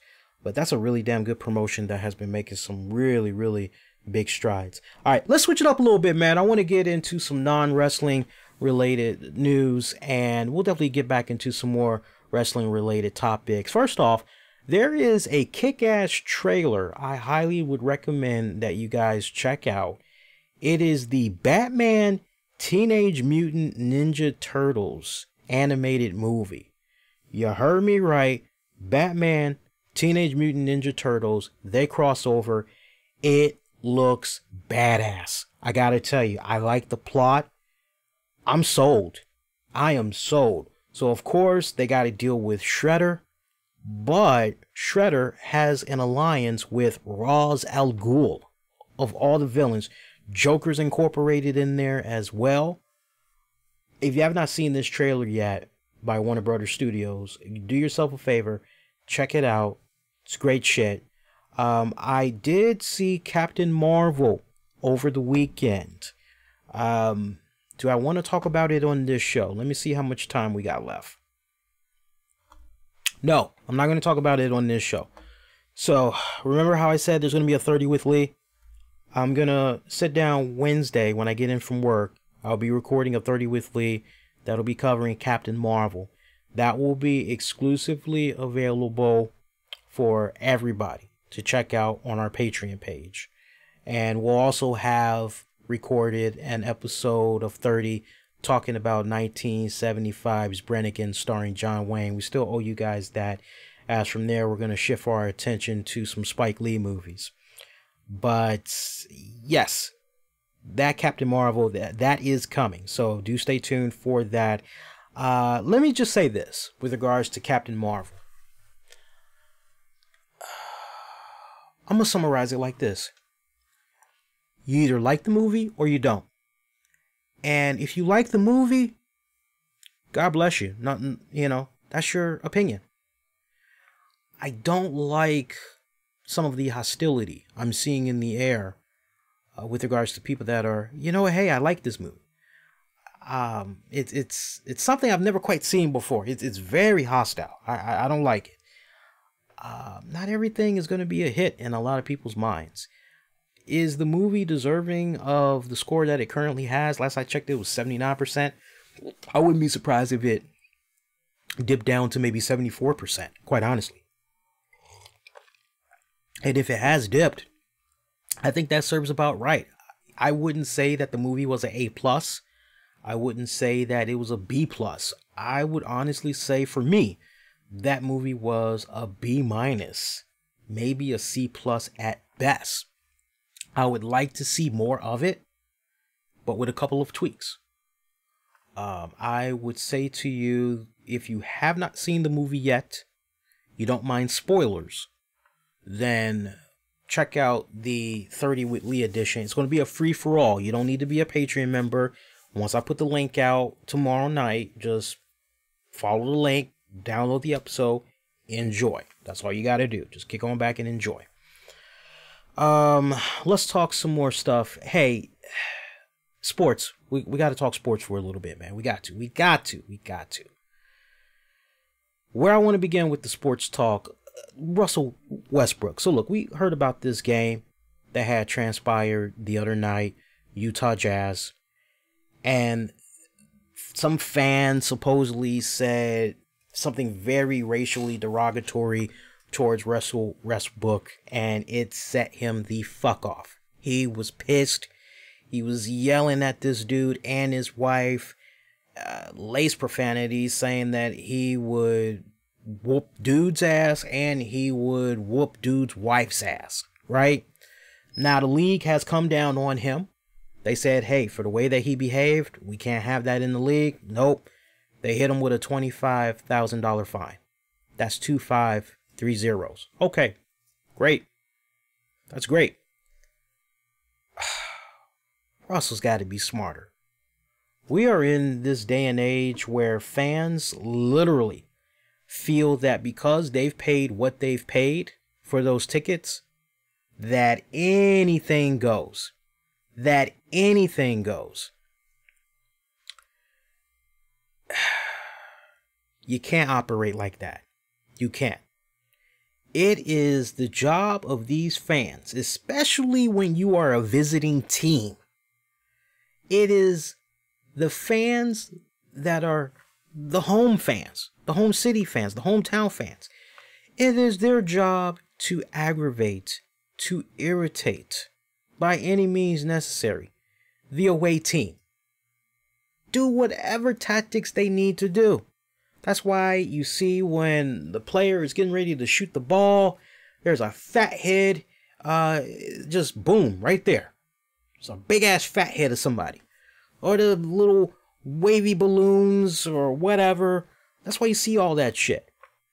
And fans will say whatever. Oh, you suck, you bum. Go back to blah, blah, blah, or whatever. Okay? Now you see that the history that this guy had on Twitter. Some of the other comments that he put out there leading up to what had went down the other night. Oh, well, now his Twitter page is no more. He's deleted it. He's basically said, oh, after speaking with counsel, blah, blah, blah, blah, blah, as we prepare for a lawsuit. He's going to try to sue Russell Westbrook. Yeah, good luck for that. You know, good luck with that. Because at most, slander. And even at that, you're not going to win. Because it's basically, well, if you want to be honest, you threw slander at Russell Westbrook. So this is going to be a counter sue, and when it's all said and done, case is going to be thrown out. It's just going to offset, and both of y'all are going to have to pay legal fees. So why even, like, seriously? For this fan to say, oh, I told him to get some ice for his knees. It's like, no, I'm not buying that. I'm not buying that. For Russell to react the way that he did, just looking at the body language and everything, this was not a, damn dude, I think you're bipolar. It wasn't anything like that whatsoever. And given dude's social media history that's really giving him away, it's safe to say that, no, you really did use some racial derogatory overtones when you were talking to Russell Westbrook. But still, this is where the power of being a celebrity, being an athlete, comes into play. And my message for any athlete, I know there are athletes that like to go online, hear about themselves, see and hear what other people are talking about with regards to maybe not just them, but their respective team that they're playing for and all that. My message to you athletes, especially you younger athletes, use this example of what occurred with Russell Westbrook and make sure you do not put yourself in that position by any means necessary. I want for you guys, when you feel that you are dealing with a disgruntled fan in attendance, when you feel it has gotten to that point where they are throwing heated racial derogatory comments your way, very harsh discriminating comments, I don't want you to get in the face of that fan. Even if you feel that you may be in the right, play it smarter than that. What I want you to do, usher, security. For some of you athletes, you have your own bodyguard that's usually not too far away from you. Flag them over. Hey man, that person's sitting over there. You don't got to point. You ain't got to make a spectacle out of it. That person over there wearing so-and-so. Yeah man, they said blah, blah, blah, blah, blah, blah. I want you to see if you can somehow talk to the head of security, see what we can do to make that happen. If we can't get them up out of here, shut them up, because, hey, I'm not going to be held responsible for what may possibly might happen if this guy continues his behavior. You ain't got to be all... Look, as a black person, many times I've been in a position where I've had somebody pull the race card on me. Right? I'll never fucking forget. I remember years and years back, I was working as a cashier at a warehouse. And I'll never forget, there was a white dad and his son. The white dad, the dad was probably maybe in his late 30s, maybe almost early 40s. The kid was probably, I would say 9, maybe possibly 10 years old. And they come to my line. I greet them like I do any other customer. Hey, how you doing today? Did you find everything you need? Everything going good? And they bring this U-boat, and on the U-boat, it is this build it yourself little swimming pool, one of them big ass round swimming pools. You know, it's nice and deep. It can fit like 10 people in it and all that. So they've got all the parts that they need, and it's all in boxes. It's like basically a 3-part, and it's all in boxes, and it's on this U-boat. And so they bring it, and I remember what was very distinct about this particular pool set was their logo. It was a gorilla. And so as I'm looking for the barcode, and they had some items that were on top of it, and I'm scanning those, and eventually I'm working my way to the pool kit that they got. And the father says to his son, yeah, son, look at that. Look at that. It's a gorilla. Yeah. Just like our cashier. He's a gorilla. And I looked him dead in the eyes. And I said, what did you say? And he looks at me and he goes, I'm sorry. I'm sorry. I was like, no. What did you say? Say it again. Nothing. I didn't say anything. I didn't say anything. I'm sorry. I didn't say anything. It's like, that's what I thought. I was ready to whoop his ass. I don't give a fuck. I don't give a fuck. You black, it don't matter what your economic background is. It don't matter your educational background, your sexual orientation, who your friends are. That shit don't matter. You black and somebody pull that bullshit on you, you ready to whoop a motherfucker's ass. Straight up. And that's what I was ready to do. And I was a hothead back then. I was only early 20s. And back then I was an extreme hothead. I was ready to whoop this dude's ass. But I just put the scanner gun down. I went into the office. I grabbed the supervisor. I told them what happened. And I told him, I said, I'm not scanning this guy's shit. This motherfucker called me a gorilla. It's like, I'm not scanning his shit. If that's how he is going to be talking to me, down to me like that, fuck that. Let him scan his own shit. It's like, you guys want to fire me? You guys can go right on ahead, because you all are basically sending me a message that racism is ruling in this place, and you all are going to do whatever you need to do to get that mighty dollar. It's like, fuck that. It's like, I'm not playing those rules. It's like, you're going to respect me or not come to my line. So the supervisor ended up finishing out the transaction and everything.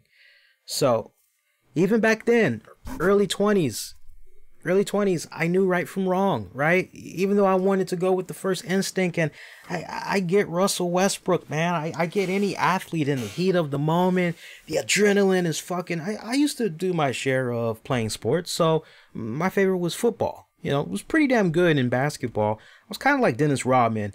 You know, some nights I would just have a hot hand where I could score like 20 points, but I was mainly a defensive guy. I was good at just blocking people. That's all I was really good for.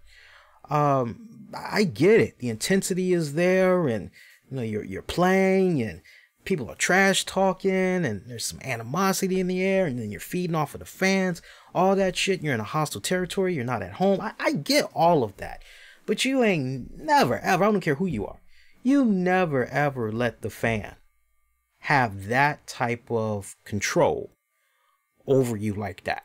I don't care who you are.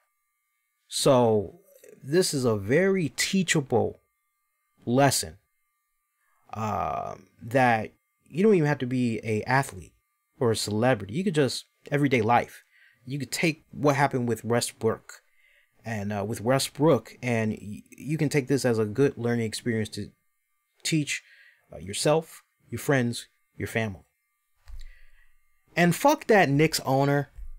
Everybody's, oh my God, he ejected this fan for saying, hey, you're going to sell the team, blah, blah, blah. He's like, why are you guys shocked by this? You guys should not be shocked by this. This is the same owner that banned legendary announcer Marv Albert from covering Knicks games.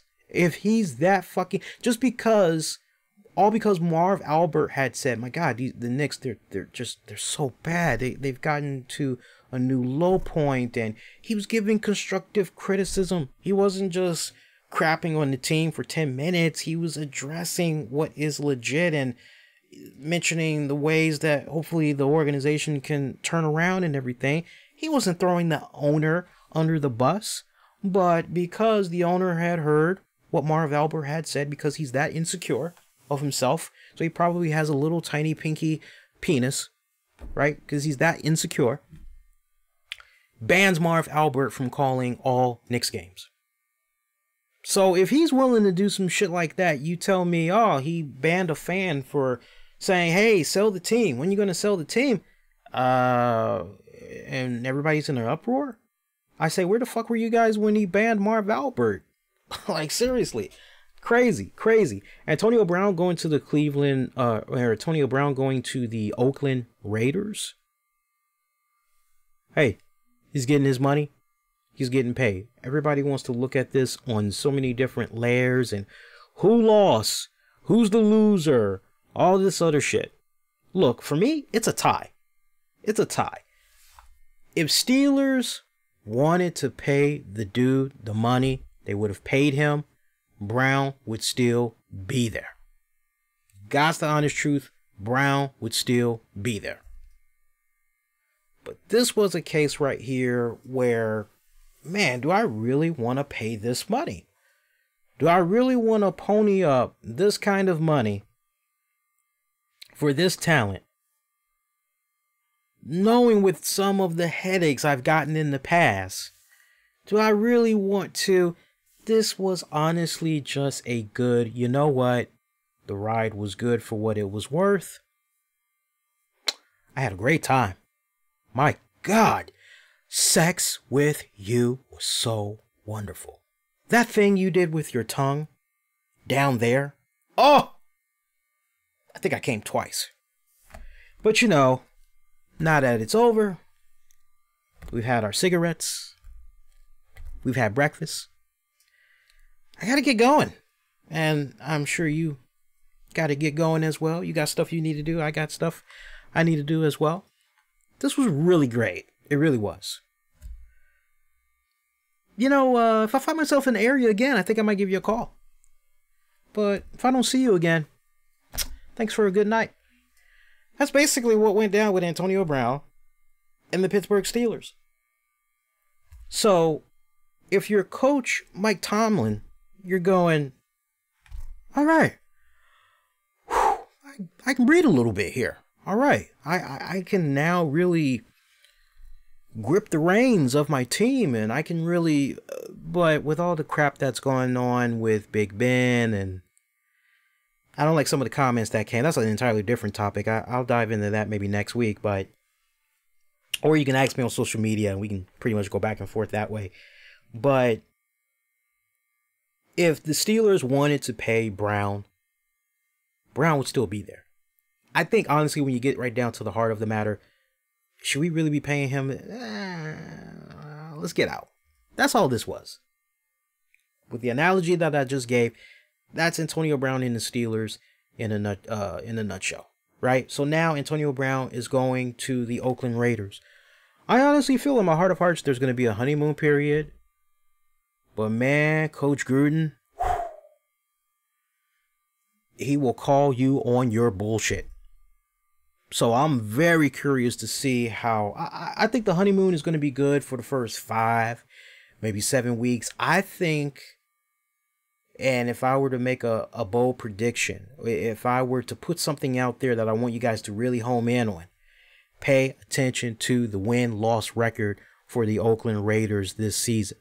Because I feel that with the more losses that are accumulated for the Oakland Raiders, make no mistake about it, Antonio Brown does not come off like the type of individual to me that is going to say, oh, you know, we just gotta blah, blah, blah. We gotta blah, blah, blah. He's not going to be proactive like that. I got him being the type of player that will eventually, he just comes off like that type of cat that may throw his coach under the bus, or offensive coordinator, defensive coordinator. He just seems like that type of player. He's got a little bit of a shaky track record at best, right? When it comes to, right? So I'm going to say pay attention to the win-loss record, and the more losses that this team accumulates, see what happens with Antonio Brown, how outspoken he might be, and how outspoken Coach Gruden is going to be, and checkmating Brown's ass. And then let's really see what's going to happen from there, because can Brown make it a whole season as a Raider under Gruden? That's the real fucking question. That is the real question. So we're going to have to wait and see how that plays out. Nick Foles agreeing to a 4-year deal with the Jaguars worth $88 million. Oh my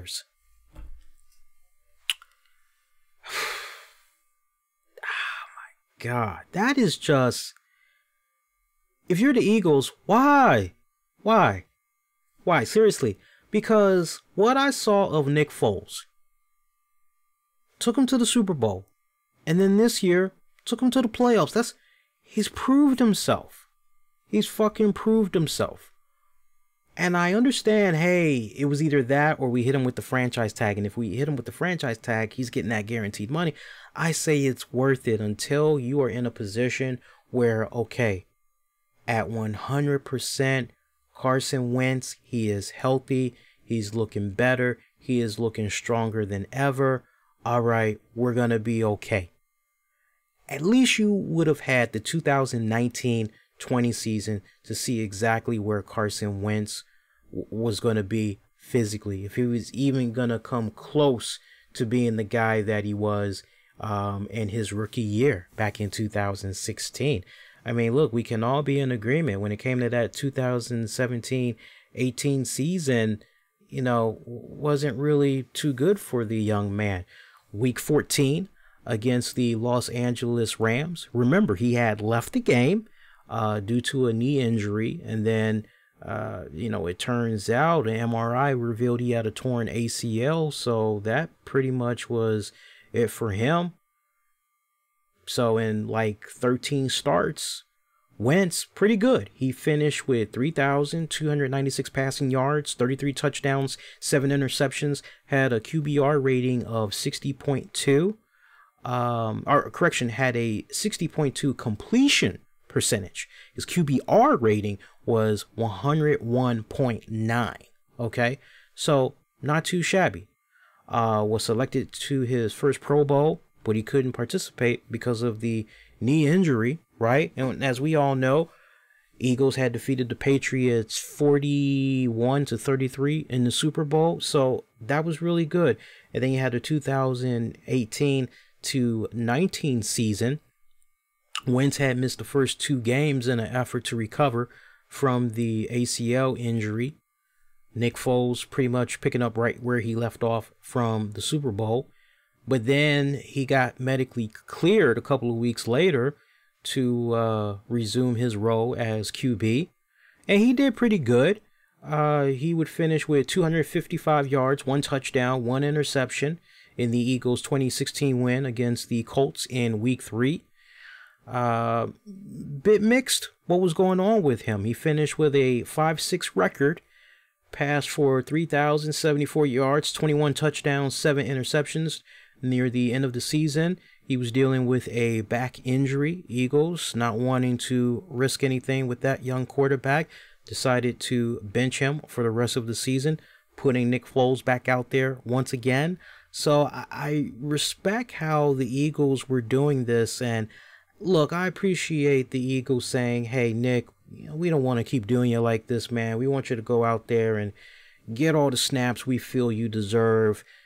You've proved that you deserve to be a starter, but I mean, come on, man, to just have that guy be on the reserve in case something weird happens with Carson once again. I mean, if I had a magic wand, if that was me in that position, I would have just said, okay, you know what? Let's just go on ahead and let's keep Foles. Because if Carson has any type of another injury, maybe we should consider seeing if we could trade him and get a couple of good draft picks or whatever. Maybe it's Foles that we should keep. So it's kind of heartbreaking. I'm a little bit disappointed in that. Eagles, I follow them every single year, and I was a little bit heartbroken that they could not make something work with Foles. But I'm definitely going to be rooting him on with the Jaguars. And then, if that wasn't all enough, apparently Odell Beckam Jr., apparently he's going to be going to the Browns. Everybody's laughing their ass off with regards to the Browns. And look, man, do not take anything away from Baker Mayfield. Baker Mayfield had a damn good rookie year when he was playing with the Browns. Well, let's not take anything away from him. Now, let's rewind it back just a little bit. Remember, we had Tyrod Taylor in Week 3 of the NFL season on a Thursday night football game. Everybody remembers this game. He was the quarterback, and they were playing against the Jets. And his performance was sloppy. Nothing was working. Nothing was working. It was almost as if the teammates around him were throwing in the towel. They had nothing to fight for. They had nothing to believe in. It was just, wow. Put in Baker Mayfield. Comes in there. They win their first game since 2016. Again, they win their first game since 2016. Baker Mayfield had a pretty damn good record. I'm looking at his record here right now. And, before I get to his record, NFL career statistics as of 2018. Touchdown interception ratio 27-14. Completion percentage 63.8. Passing yards 3,725. Passer rating 93.7. That ain't bad. That is not bad at all. So, him playing in the the fashion that he did. What was the record that he took the Cleveland Browns to for that year? If I'm not mistaken, I want to say it was 7-8-1. In the division, they were third AFC North, so they did not qualify as far as the clinching a playoff berth and all that went. They did not qualify. But when Baker came in there, remember, I was on this very show, and I had said, damn, if only they would have started Baker Mayfield from the jump and laid off of Tyrod Taylor. Because remember all the shit that had went down. You had the coach, Jackson. He was fired after the team went 2-5-1 through week 8. And at that point, they had an overall record of 3-36-1 during his 2.5 seasons in Cleveland. And then you had the offensive coordinator, Todd Haley, who was in his first season with the Browns. He was fired the same fucking day. So it was kind of like, take you and your butt buddy with you out of here. Defensive coordinator Greg Williams, he would be named the interim head coach. And Baker Mayfield came in there afterwards, threw 27 touchdowns, breaking the record for most touchdown passes thrown by a rookie quarterback. He showed a lot of promise. So you are telling me that now we're going to have Odell Beckam Jr. potentially playing for the Cleveland Browns, and Baker Mayfield is going to have a target in OBJ. Bring it on. I think that record is going to increase dramatically. Could they maybe make the playoffs? They very well could. They could make it into the playoffs with a... man, they could make it with maybe... I gotta look at their schedule. Let me look at their schedule, and if and when they do land Odell Beckham, then let's go ahead and let's look at the schedule, and then we'll pretty much go from there. But I'm telling you, just the idea of it, they very well could do some really good positive shit, man. See, other than that, see, what else? I think, keep getting interactions here. Let me see what's going on here. Boy, that's really picking up. It's been a boatload of people retweeting that thing I said about Orton and Styles earlier. I basically had said, let's keep it at 100. That Orton and Styles segment of talk was better than Batista and Triple H from Raw. Appreciate the emphasis on making fans give a damn about this match. WWE, that was executed well. Now clean up that Batista Triple H program. And hopefully they will do that, because it needs all the help it can get at this point. All the help it can get. Dash Wilder had responded to some reports on the Revival asking for their WWE release. This caught my eye that I wanted to bring to you all's attention. Thought it was a really good read here. So he recently had spoke with the Mirror Online, and during the interview he directly addressed the rumors surrounding the Revival's request to be released. He refrained from going into too much detail. Wilder explained that the aforementioned reports were not 100% true. He said, and I quote, "I won't touch on it too much, but what I will say is that it was lost in translation. There were some things that got out there that I don't think people knew the full story about. I don't think it aggravated us. It kind of gave us, again, we like to be angry.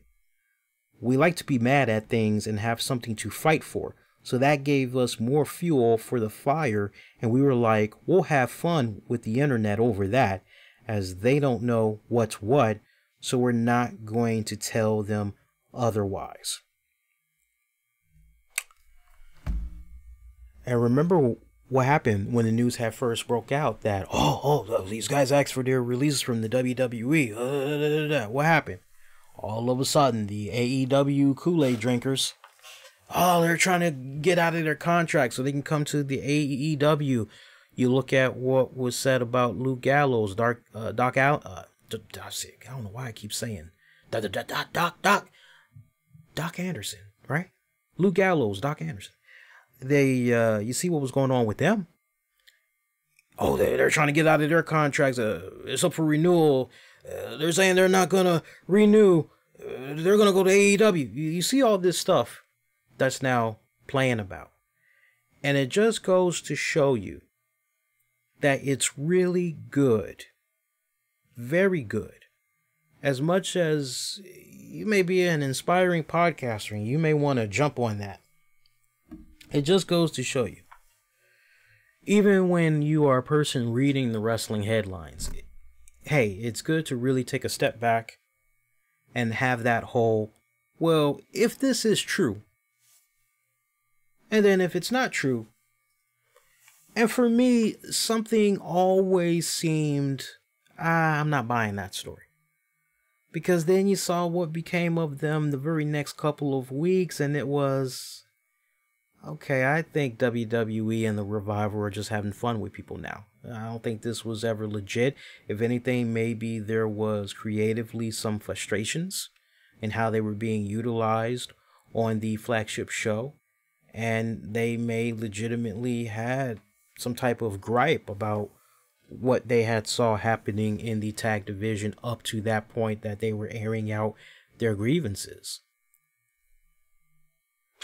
A little bit of food for thought. And see. Oh, heads up for you Enzo Amore fans. The Enzo Amore shoot interview is available right now, but it's available from 2 companies. So look, one of the first companies was RF Video, Rob Feinstein's RF Video. And my God, it feels like maybe it was about, I don't know, it feels like maybe it was last month, maybe almost 2 months ago. I remember when I pre-ordered it, and I remember asking Rob directly, when is this coming out now? And he said, oh, 2 weeks. Well, fast forward, it's definitely been a month. It just shipped. I got an email earlier today saying that it was shipped. So I will be reviewing that on next week's show. There is a couple of shoot interviews I got to be reviewing. And that one's definitely getting the extra love treatment, because I know a lot of people are going to be talking about that. We were somebody I was interacting with earlier, they said, I can't wait. I'm going to pirate the fuck out of that. I'm going, well, I'm glad you broadcast that here and not like on Twitter or Instagram. Seriously. But so RF Video, they're shipping it out now. Like I said, my copy shipped today.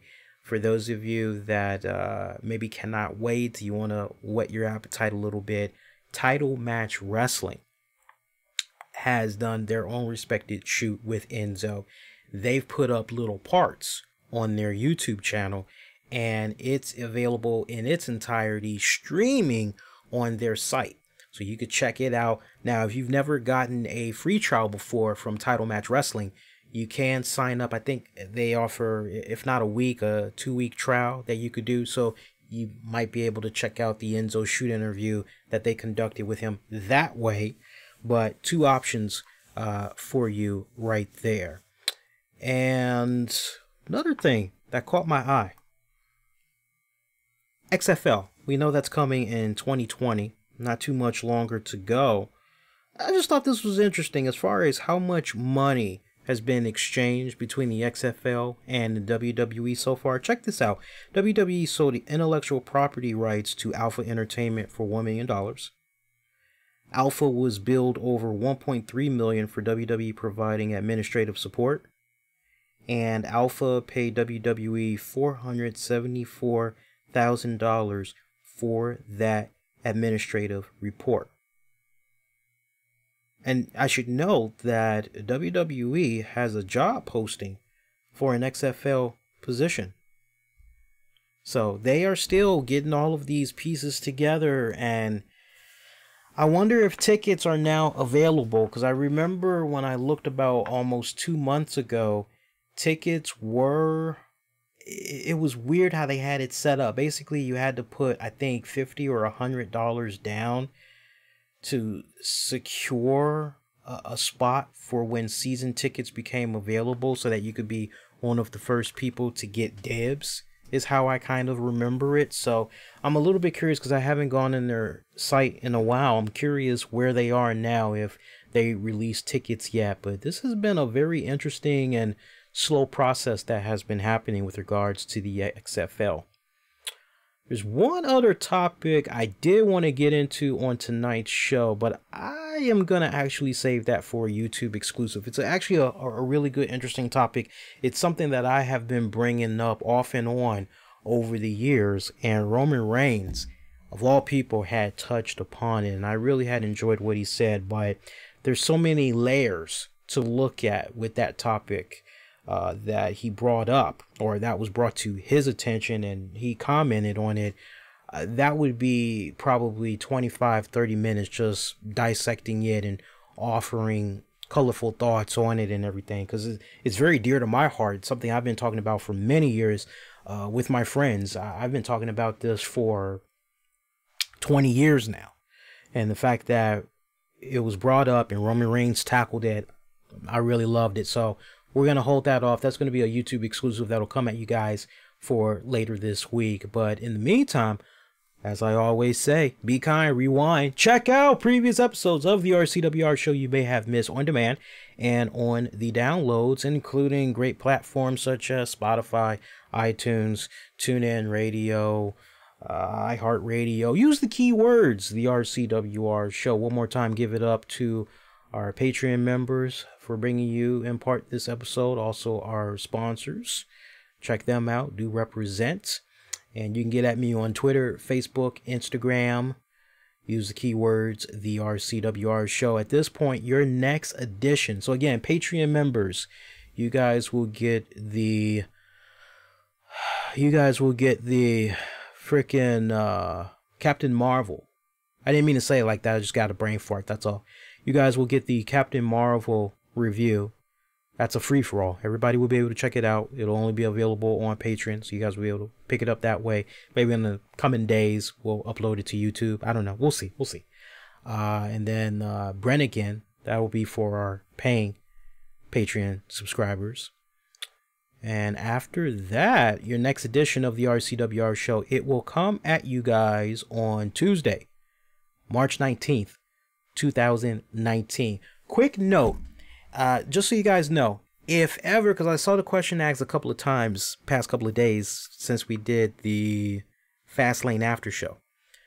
Whenever I decide I do not want to do a show, one of the first outlets I will use is Twitter, and I will use Facebook. And as you all see in the Discord, I randomly will post stuff, and maybe a couple of minutes I'll chat here and there with some of you guys. But those are the outlets where if something happens and I don't feel like doing a show, I will post it as soon as possible. I never do a no call, no show. You know, I never do that. I don't believe in doing it. Even if it's a case where at last minute I don't feel like doing a show, I always let you guys know through all of those respected outlets. So really, you know, and I love you guys. I know you guys just want to find out, hey, is there a show? So maybe I can tune in or whatever. And I love that. I do appreciate that from you guys. I appreciate that support. It's just, you don't have to ask that every week or every other week. Just Tuesdays, you know, to the point, 10:15 p.m. Eastern. That's going to be our new time, because the past couple of weeks, it's been a little sluggish for me to have everything ready in time by 10:15. And not to mention, I think it's kind of nice to just have that 15-minute period where, okay, I've been sitting in front of my TV for 2 hours. Some of us probably haven't gone to the bathroom. All right, I can take 15 minutes. I can use the bathroom. I can grab a bite to eat.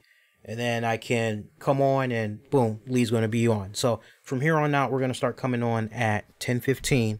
So that's honestly regularly for a lot of you guys that maybe are already doing that. All right. But you don't need to ask if there's going to be a show. Always know Tuesdays, 10 p.m. We roll it around.